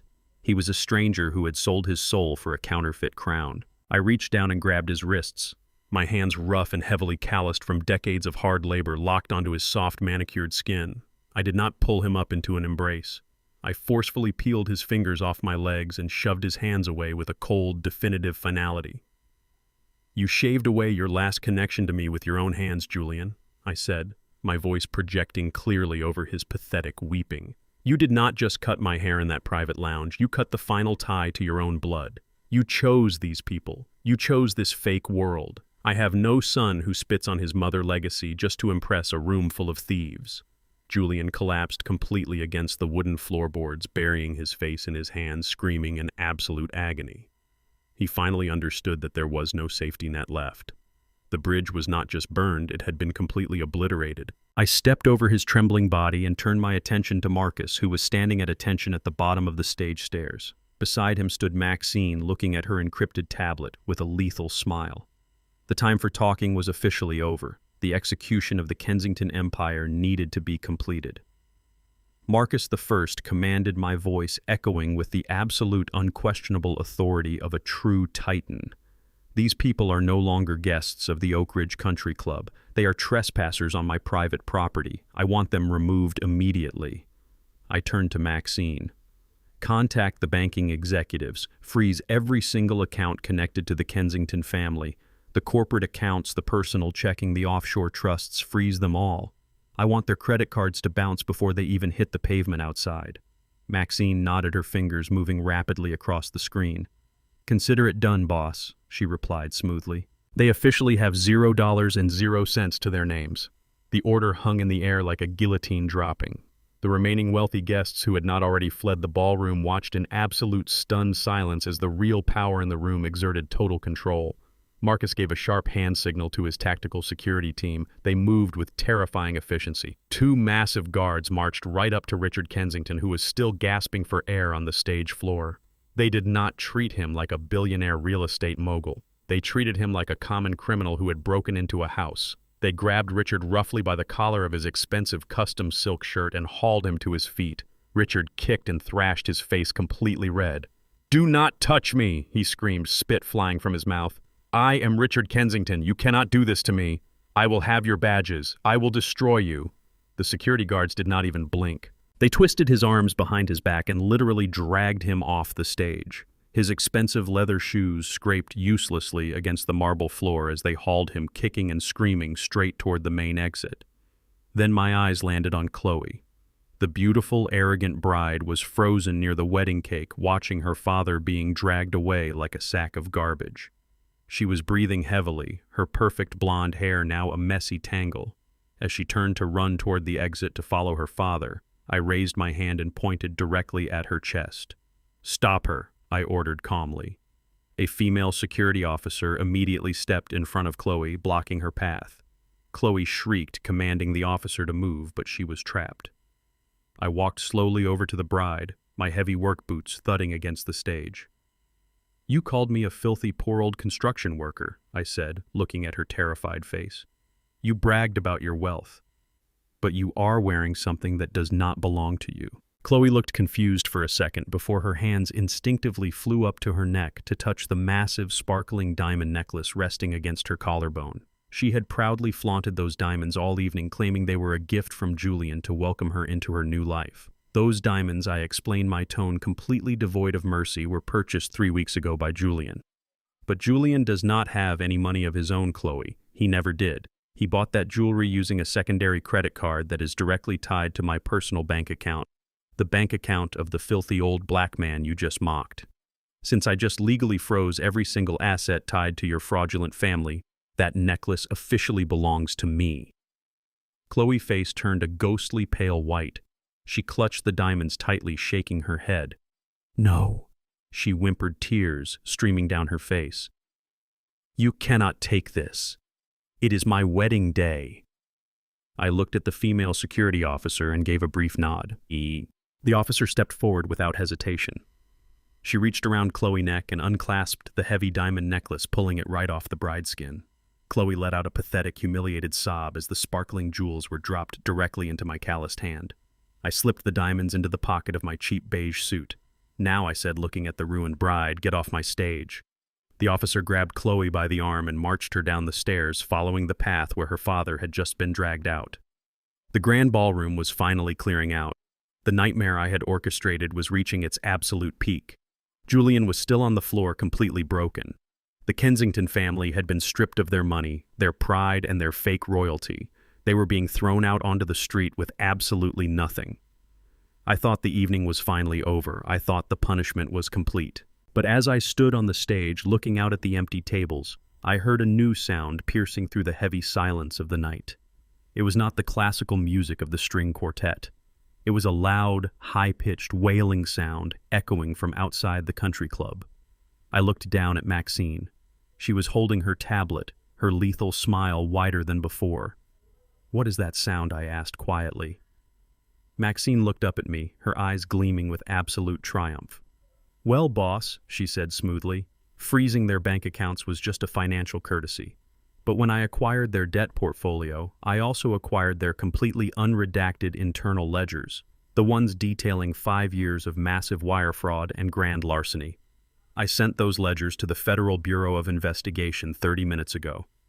The loud wailing sound grew completely deafening as bright flashing red and blue lights began to illuminate the massive stained glass windows of the grand ballroom. The sirens were not just passing by. They were surrounding the entire building. The Kensington family was not just being thrown out onto the cold street. They were walking straight into a massive federal ambush. The wedding reception had officially become a major crime scene, and the trap was finally permanently shut. On my son's wedding day, he looked me dead in the eye, called me an embarrassment, and shaved my head in front of his wealthy new family. He thought he was erasing my dignity to fit into his new high society life. The entire room fell silent. I stood there humiliated but quiet. I did not scream. I did not fight back. I just watched my hair fall to the floor. But what I did exactly 2 hours later brought his entire millionaire wedding crashing down on the most important day of his life. I walked out of the grand ballroom, leaving the shattered remains of the Kensington dynasty behind me. The heavy mahogany doors closed, shutting out the pathetic sobbing of the people who genuinely thought they owned the world. I stepped into the grand foyer of the country club. The air was incredibly thick with panic. The wealthy elite guests who had just been inside drinking vintage champagne were now stampeding toward the main exit like rats fleeing a rapidly sinking ship. They were pushing each other out of the way, desperate to escape the massive federal raid that was currently unfolding right on the front steps of my building. I pushed through the glass double doors and stepped out into the cool night air. The sky had completely opened up and a steady freezing rain was beginning to fall over the Oak Ridge Country Club. But the darkness of the night was completely pierced by the blinding, flashing red and blue lights of a dozen Federal Bureau of Investigation vehicles. They had aggressively surrounded the entire circular driveway, cutting off any possible escape route. The wailing sirens had stopped, replaced by the sharp, authoritative shouting of federal agents wearing dark windbreakers with bold yellow letters across their backs. I stood perfectly dry under the massive stone awning of the club entrance, watching the ultimate consequence of unchecked arrogance and greed. Richard Kensington, the man who had ordered my head to be shaved. The man who tried to steal my family land to cover his massive criminal fraud was currently being slammed against the wet hood of a black federal SUV. 2 large agents roughly twisted his arms behind his back. The loud metallic click of the heavy steel handcuffs locking around his wrists echoed sharply through the rainy night. It was the most beautiful sound I had heard in years. Richard was not wearing his arrogant smirk anymore. He was weeping openly, his expensive silk shirt soaked with freezing rain and sweat completely broken and humiliated in front of the entire city elite. He was no longer a titan of real estate. He was just another federal inmate waiting to be processed. His wife was faring no better. She was being dragged down the wet stone steps by a strong female agent. She was thrashing wildly, screaming obscenities and kicking her expensive designer heels into the muddy puddles forming on the pavement. The heavy rain washed away her perfect makeup, leaving dark, hollow streaks running down her face. She looked like a terrifying ghost of her former high society self.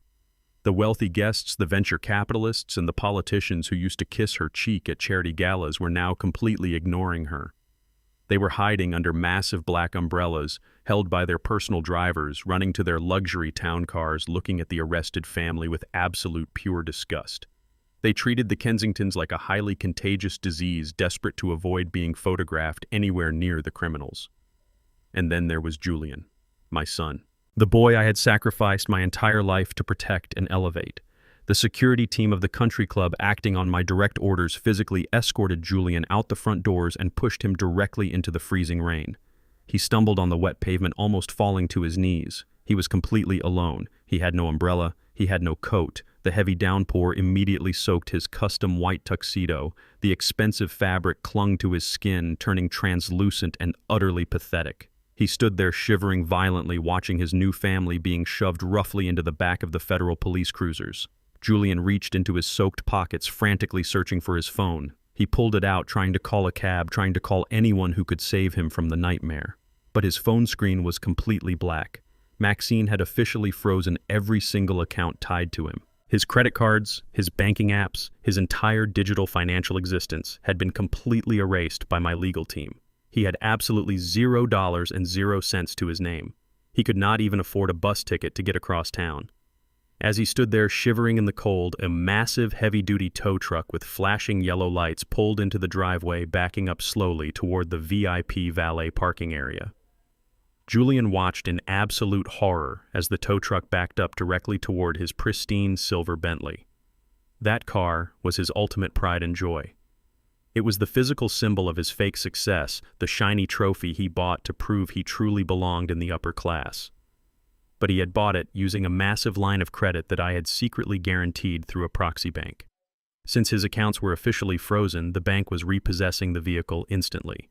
Maxine had personally ensured the repossession order was expedited for tonight just to add the final nail to his coffin. Julian screamed, running toward the tow truck, waving his arms, desperately pleading with the driver to stop, but the driver ignored him completely, lowering the heavy steel hooks, locking them securely onto the undercarriage of the expensive car and hoisting it up into the rainy air. Julian fell to his knees in a muddy puddle right in the middle of the driveway, watching his entire fake, luxurious life being towed away into the dark night. He was left with nothing but the wet clothes on his back and the crushing realization of his own massive failure. I had seen enough. The garbage had been completely taken out and the streets were finally clean again. I nodded to Marcus, who was standing right beside me holding a large black umbrella. He escorted me down the stone stairs, shielding me entirely from the freezing rain. We walked toward a sleek, understated black town car waiting quietly at the edge of the driveway. I did not need a flashy silver Bentley to prove my worth to the world. True power moves in absolute silence. Marcus opened the heavy rear door for me, and I slid into the warm, dry leather interior of the vehicle. Julian heard the heavy car door close. He turned his head from the muddy puddle and saw me sitting comfortably in the back of the town car. The realization hit him like a brutal physical blow to the chest. The father he had violently disowned, the father he had humiliated in front of strangers, the anonymous billionaire who had just orchestrated the total destruction of his entire world, was driving away, leaving him to freeze in the rain. Panic, absolute primal terror seized his entire body. He scrambled to his feet, slipping on the wet pavement, and began to sprint. He ran past the federal agents, past the flashing red and blue lights, chasing directly after my slow-moving car. "Dad," he screamed, his voice cracking painfully over the loud sound of the heavy rain and the wailing police sirens. "Dad, please wait. Do not leave me here." He reached the side of the town car and slammed his wet, freezing hands against the dark, tinted window. He was weeping uncontrollably, his white tuxedo completely ruined, covered in dark mud and rainwater. "Dad, please let me in," he begged, pounding frantically on the thick glass, shivering so violently his teeth chattered. "I have nowhere to go. I have no money left. Please, just give me a ride. You are my father. I am your son. Please, Dad, save me." Inside the warm, quiet cabin of the car, I looked at the pathetic figure banging on the glass. I did not feel a single drop of pity. I reached over and pressed a small silver button on the door panel. The dark-tinted window smoothly rolled down, letting the cold, rainy air enter the warm car. Julian stopped pounding, leaning in with a desperate, hopeful sob, thinking I had finally forgiven him and was going to unlock the door. But as he looked into my eyes, he did not find a forgiving father. He found a man who was completely, entirely empty. I looked at his wet, desperate face, not with anger, not with sadness, but with the absolute, chilling indifference of a complete stranger.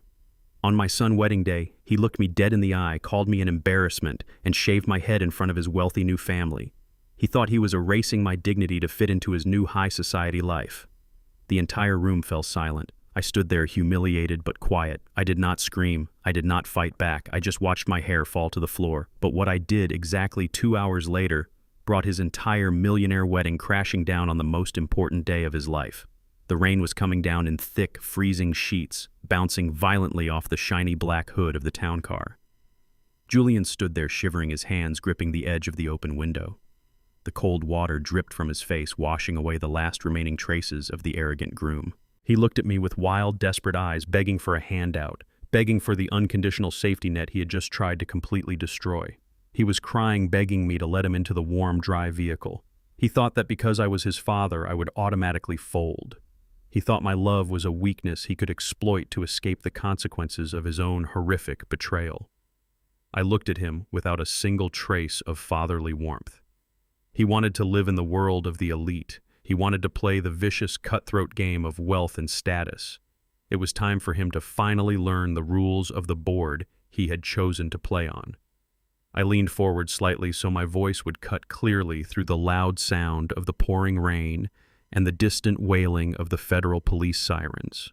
The first lesson of high society, Julian I, said my words perfectly measured and completely devoid of any mercy, is that nobody gives anyone anything for free. You do not get to bite the hand that fed you your entire life and then beg for a warm plate when you are suddenly starving. You chose to abandon your blood. You chose to follow a family of thieves and frauds because you loved the illusion of their money more than you loved your own soul. You wanted their life so badly. Well, now you officially have it. You chose to follow them, so now you are going to learn how to sleep on the wet street exactly like them. I did not wait for his pathetic response. I reached out and pressed the small silver button on the door panel.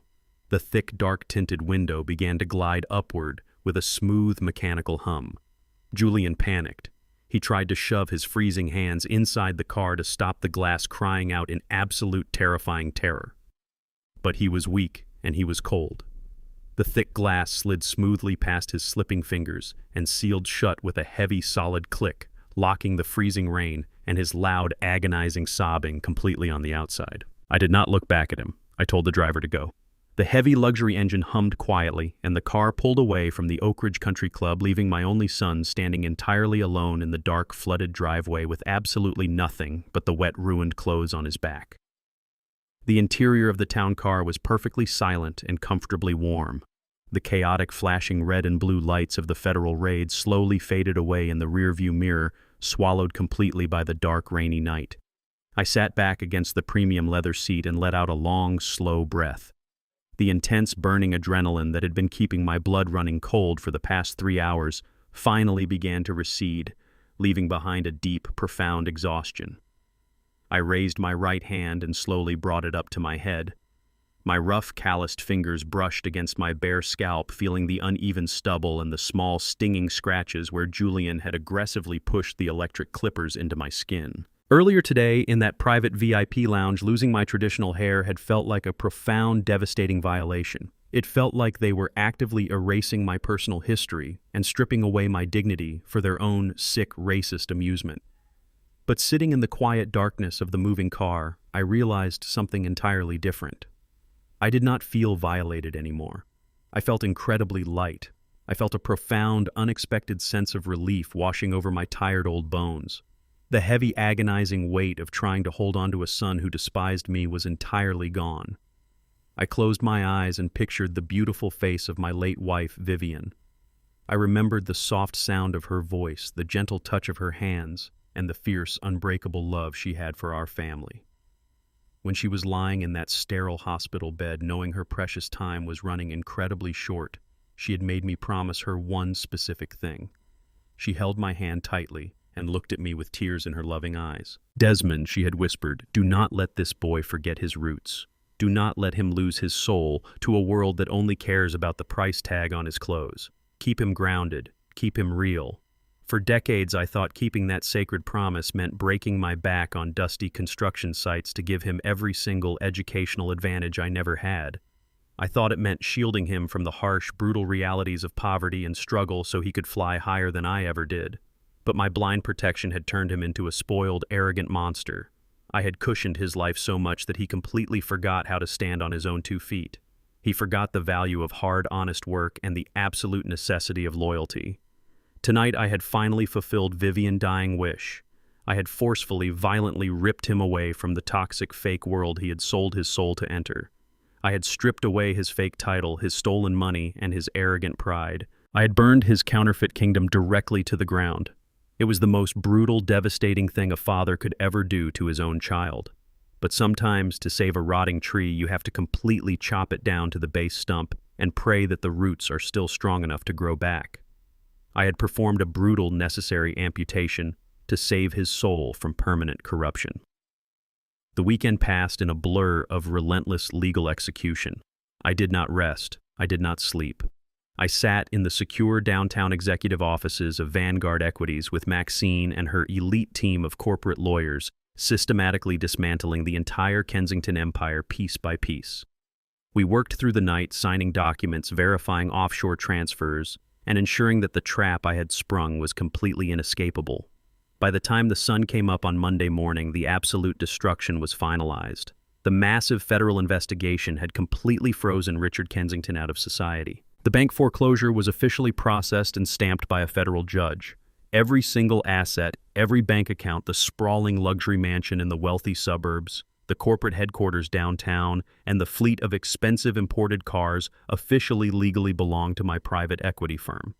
The Kensington family had been completely wiped off the financial map. They were utterly destitute, facing decades in federal prison for grand larceny and wire fraud. The war was officially over, and the old black contractor had won the absolute unconditional victory. I was standing by the massive floor-to-ceiling windows of my corner office, looking out over the waking city, sipping a hot cup of black coffee. The sky was clear and bright. The heavy storm had finally passed, washing the streets clean. Then the heavy oak door to my office swung open. Maxine walked in, holding her encrypted tablet tightly against her chest. She did not have her usual triumphant, predatory smile. She looked serious, almost hesitant, which was incredibly rare for a woman of her ruthless caliber. "Boss," she said, her voice completely professional but carrying a tight edge of undeniable tension. "The legal transfers are all 100% complete. The foreclosure is absolute. We officially own the Kensington estate and the entire corporate portfolio. But we have a completely unexpected situation downstairs at the main security gate of this building." I turned away from the bright window, taking a slow sip of my coffee, keeping my expression perfectly neutral. "What kind of situation?" I asked calmly. Maxine took a deep breath, her dark eyes locking onto mine. "It is Julian, boss," she revealed, her voice dropping slightly. "He has been standing outside the front iron gates of the Vanguard Equities headquarters since 4 o'clock this morning. He is completely soaking wet from the weekend storms. He looks like he has not slept in days, and he is absolutely refusing to leave the premises until he speaks directly to you. On my son's wedding day, he looked me dead in the eye, called me an embarrassment, and shaved my head in front of his wealthy new family. He thought he was erasing my dignity to fit into his new high society life." The entire room fell silent. I stood there humiliated but quiet. I did not scream. I did not fight back. I just watched my hair fall to the floor. But what I did exactly 2 hours later brought his entire millionaire wedding crashing down on the most important day of his life. I set my hot cup of black coffee down on the polished mahogany desk. The steam curled into the cool air of my executive office. I looked at Maxine, who was standing quietly by the door waiting for my command. She told me Julian had been standing outside the iron gates of Vanguard Equities since the early hours of the morning, refusing to move despite the freezing rain and the harsh warnings from the building security team. I did not show a single trace of emotion. I simply told Maxine to have the guards bring him into the main lobby, but to keep him entirely away from the executive elevators. The time for hiding in the shadows was over. I walked out of my corner office and stepped into the private glass elevator. As the elevator descended the 30 floors to the ground level, I looked out through the transparent walls at the sprawling city of Atlanta. I had built a massive, invisible empire in this city, using nothing but calloused hands and a relentless iron will. I had tried to hand that empire to my son on a silver platter, and he had spit on it. Now he was waiting for me at the bottom. The elevator doors opened with a soft chime. I stepped out into the massive, pristine atrium of the Vanguard Equities headquarters. The floors were imported white marble, the ceilings were soaring glass, and the security presence was absolute. And standing right in the center of that intimidating wealth was my son. The sight of him was a profound physical shock. The golden boy of high society, the arrogant groom who had worn a custom-tailored white tuxedo just 48 hours ago, was completely gone. In his place stood a shivering, broken shell of a young man. He was still wearing the exact same clothes from the wedding night, but they were completely ruined. The white fabric was stained with dark mud and city grime. His expensive leather shoes were scuffed, waterlogged, and caked with dirt. His hair was a tangled mess, and his face was pale and hollow. He looked like a stray dog that had been beaten and left out in the pouring rain. When Julian saw me approaching, he did not run toward me. He did not demand attention or throw a tantrum like the spoiled child he used to be. He just stood there completely still, his shoulders slumped in absolute defeat. I stopped a few feet away from him. The silence in the massive marble lobby was heavy and suffocating. We stared at each other. He looked at my bare, shaved scalp, the physical scar of his ultimate betrayal, and a fresh wave of tears welled up in his red, swollen eyes. He did not try to wipe them away. Julian spoke first. His voice was hoarse and incredibly weak, barely above a whisper. He told me he had spent the last 2 nights sleeping on a cold concrete bench at a public bus stop. He said the freezing rain had cut right through his bones and the gnawing hunger in his stomach had kept him awake in the dark. But he said the physical suffering was absolutely nothing compared to the profound, agonizing shame burning a hole in his chest. He told me he had a lot of time to think about the pathetic man he had become. He realized he had traded a father who would bleed for him for a family of parasites who would gladly sell his soul for a single dollar. He looked at me and confessed that he was entirely disgusted by his own reflection. I stood perfectly still, waiting for the inevitable pivot. I waited for him to beg for a warm bed. I waited for him to ask me to wire a few $1,000s to a new bank account so he could get back on his feet and rent a nice apartment. I expected the plea for mercy, but the request for money never came. Instead, Julian slowly looked down at his own hands. He looked at his soft, perfectly manicured fingers, fingers that had never held a hammer or mixed a single bag of cement. He told me he did not want my money. He told me he did not want a corner office or a title in my massive company. He looked up at me with a new, desperate kind of hunger in his eyes. He asked me for a job, not a desk job and not a management position. He asked me to send him to the hardest, dirtiest, poorest construction site I owned. He said he wanted to carry heavy bricks in the blistering sun. He wanted to mix concrete until his back ached. He wanted to breathe the thick dust of the earth. He told me he wanted to learn how I built my life. He wanted to remake his soft hands and rebuild his broken soul from the absolute bottom. The sincerity in his broken voice echoed off the marble walls.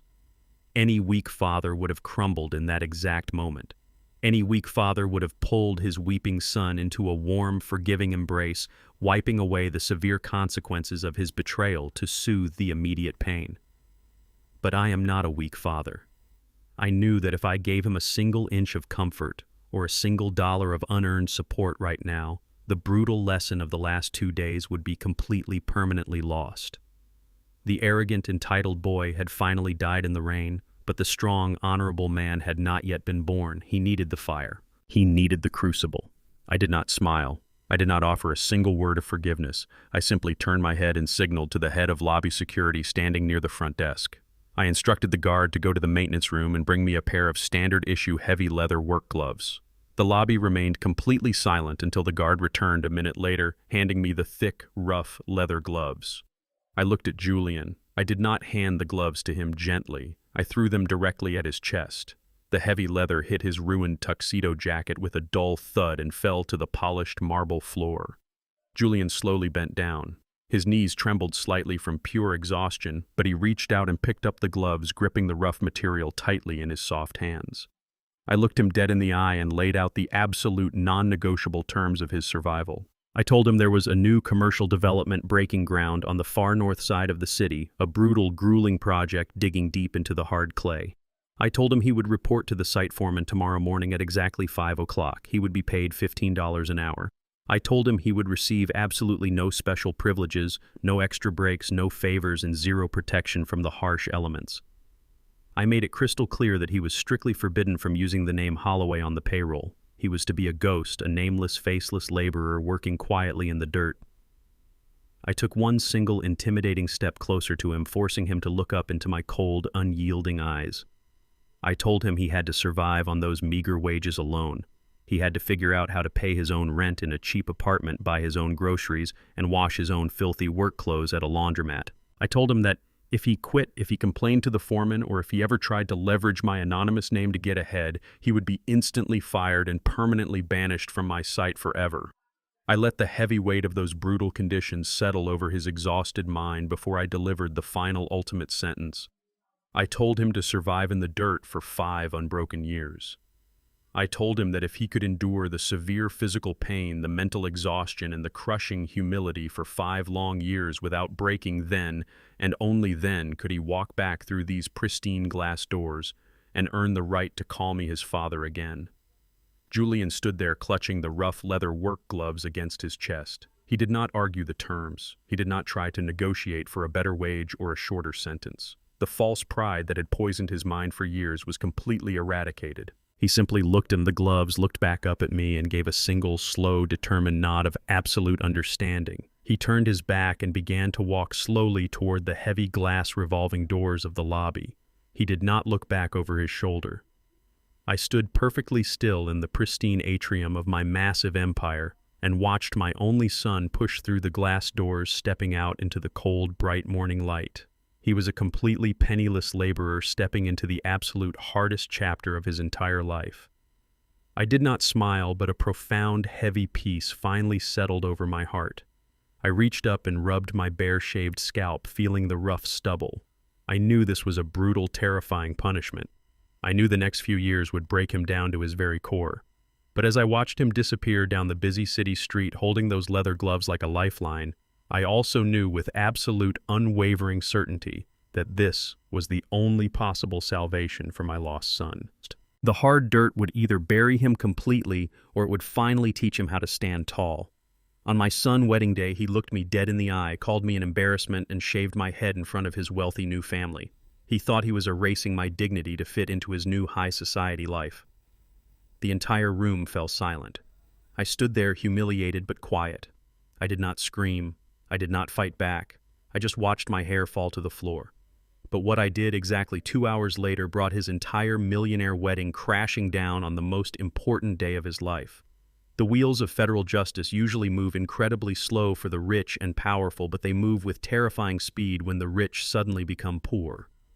It took exactly 6 months for the Kensington family to face the absolute finality of their horrific crimes. I sat quietly in the back row of the federal courthouse in downtown Atlanta, wearing my simple charcoal suit, and watched the complete, permanent destruction of their dynasty. Richard Kensington stood before the federal judge, wearing a standard-issue bright orange jumpsuit that hung loosely over his shrinking, exhausted frame. He was no longer the arrogant billionaire who threw lavish parties and mocked the working class. He was a broken, terrified old man with absolutely nowhere to hide. The federal judge did not show him a single ounce of mercy. The wooden gavel fell with a heavy, echoing thud. Richard was sentenced to 15 years in a maximum security federal prison without the possibility of early parole for massive wire fraud, financial conspiracy, and grand larceny. His wife received a similar devastating sentence for her direct role in hiding the stolen funds in offshore accounts. Their daughter, Chloe, the beautiful bride who had slapped my son and called me a filthy construction worker, was sentenced to 5 hard years for aiding in the concealment of the criminal enterprise. As the federal marshals led Richard away in heavy steel chains, he looked back across the crowded courtroom and locked his desperate eyes with mine. I did not smile. I did not gloat. I simply looked right through him, as if he were entirely invisible. The mighty Kensington name had been completely erased from the earth. Following the sentencing, Maxine and her elite team of corporate lawyers at Vanguard Equities moved with ruthless military precision. We legally liquidated every single asset tied to their fraudulent empire. The sprawling luxury estate in the wealthy suburbs was sold at a massive public auction. Their fleet of imported silver cars, their expensive offshore bank accounts, and their exclusive high society memberships were completely stripped away and sold to pay back the people they had robbed. But there was one specific piece of real estate I absolutely refused to liquidate. I kept the Oak Ridge Country Club. That was the exact place where my son had held me down in a private lounge and shaved my head to appease his new family. It was the place where the elite had looked at my bare scalp with pity and absolute disgust. I owned that building, and I was going to completely cleanse it of its toxic, arrogant history. I ordered my private construction crews to descend upon the massive property. For decades, those towering iron gates had been used to keep people who looked like me entirely on the outside. I put on a yellow hard hat, grabbed a heavy steel sledgehammer, and personally took the first swing at the brick pillars holding those gates up. We tore the heavy iron barricades completely down. We ripped up the pristine golf courses where corrupt billionaires used to make illegal backroom deals, and we laid the groundwork for massive community gardens and state-of-the-art athletic facilities. We stripped the dark, expensive mahogany wood and the elitist oil paintings from the grand ballroom where the disastrous wedding reception had taken place. We knocked down walls to let the natural sunlight pour in, replacing the dark corners with bright open windows, modern technology labs, and massive libraries. I did not want to destroy the building. I wanted to completely transform its very soul. I was going to turn the ultimate symbol of white aristocratic exclusion into a brilliant fortress of opportunity for the very people they had constantly despised. On a bright Tuesday morning, we officially cut the ribbon on the newly renamed Vivian Holloway Cultural Center. I named it after my beautiful late wife, the woman who had always believed in the immense power of education and the deep strength of our roots. The sprawling country club was no longer a private playground for the rich. It was a massive, fully funded educational campus for underprivileged black youth from the surrounding neighborhoods. Kids who had grown up breathing the same dust I did, kids who were told they would never amount to anything in this world, were now walking through the grand marble foyers with their heads held incredibly high. I established a massive financial endowment guaranteeing full college scholarships to any student who maintained their grades and actively gave back to their community.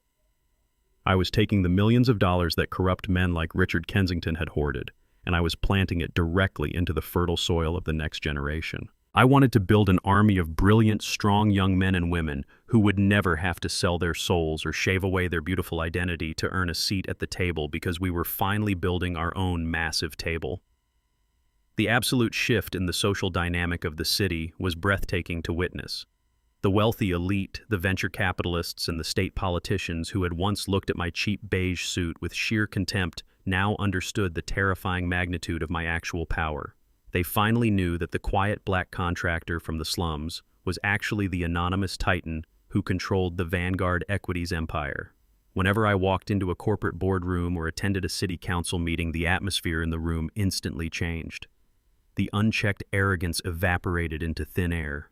Men in $10,000 custom suits would nervously clear their throats and step aside to let me pass. They bowed their heads in deep, respectful submission, not because they suddenly loved me, but because they finally recognized that I held enough financial firepower to eradicate their entire legacies before lunch. I did not care about their fake respect. I did not need their shallow validation. But I deeply understood the absolute necessity of making them remember exactly who was holding the reins of the city. One quiet evening after the cultural center had closed for the day, I walked through the empty halls entirely alone. The setting sun cast long, warm golden shadows across the imported marble floors. I stopped in front of a large mirror hanging in the main hallway right near the room where the VIP lounge used to be. I looked at my reflection in the quiet light. It had been nearly a year since that horrific wedding night. I raised my rough, calloused hand and slowly touched my head. The raw, red scratches were completely healed and gone. My scalp was no longer smooth and bare. A thick, healthy layer of dark hair, heavily salted with bright gray, had grown back, covering my head in tight, resilient coils. The traditional locks that my son had so violently stolen from me were finally beginning to return. It was a slow, quiet process, but it was undeniably happening. Every new inch of growth felt like a profound spiritual rebirth. It was a physical testament to the absolute fact that you can cut away the branches, you can burn the leaves, and you can try to chop down the trunk, but as long as the roots remain deep and strong in the dirt, the tree will always inevitably grow back. I smiled at my reflection, feeling a deep, heavy peace finally settle over my tired old bones. The toxic rot had been completely purged from my life. The monsters were locked away in concrete cages, and the soil of my legacy was finally clean again, completely ready for a brand new, beautiful season of growth. The evening sun dips below the horizon, casting a warm, golden glow through the windows of my simple brick house. I am sitting in the quiet living room listening to the soft, familiar hum of the old refrigerator. I walk over to the wooden mantel above the fireplace.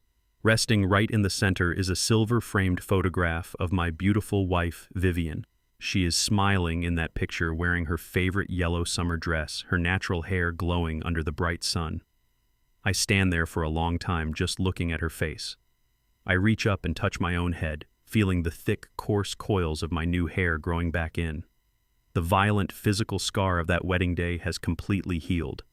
I smile back at the photograph, feeling a deep, profound sense of peace settling into my chest. The heavy storm has finally passed and the air in our home is completely clean again. I promised her all those years ago that I would build an unbreakable fortress for our family. I promised her that I would protect our blood and never let the arrogant elite of this city tear down the history we built with our bare, calloused hands. It took 40 years of breaking my back in the concrete dust and saving every single dollar in the absolute shadows to build the Vanguard Equities empire.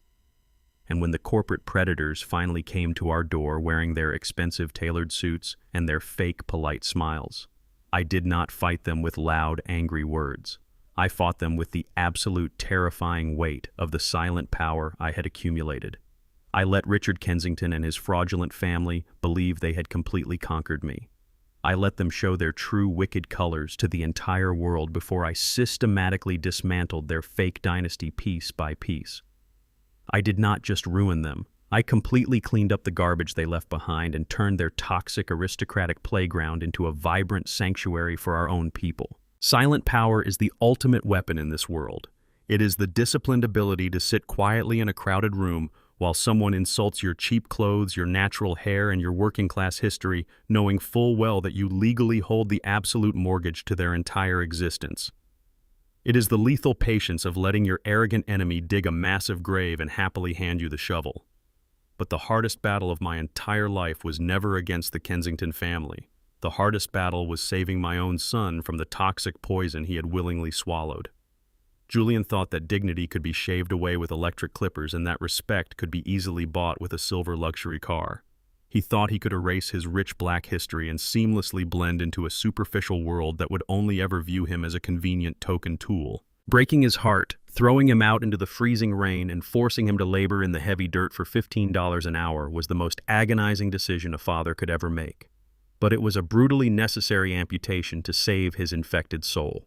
Sometimes a father has to let his child hit the absolute rock-bottom concrete so they can finally understand what a solid, strong foundation actually feels like. Julian is out there right now hauling heavy bricks and mixing wet concrete, sweating under the brutal southern sun.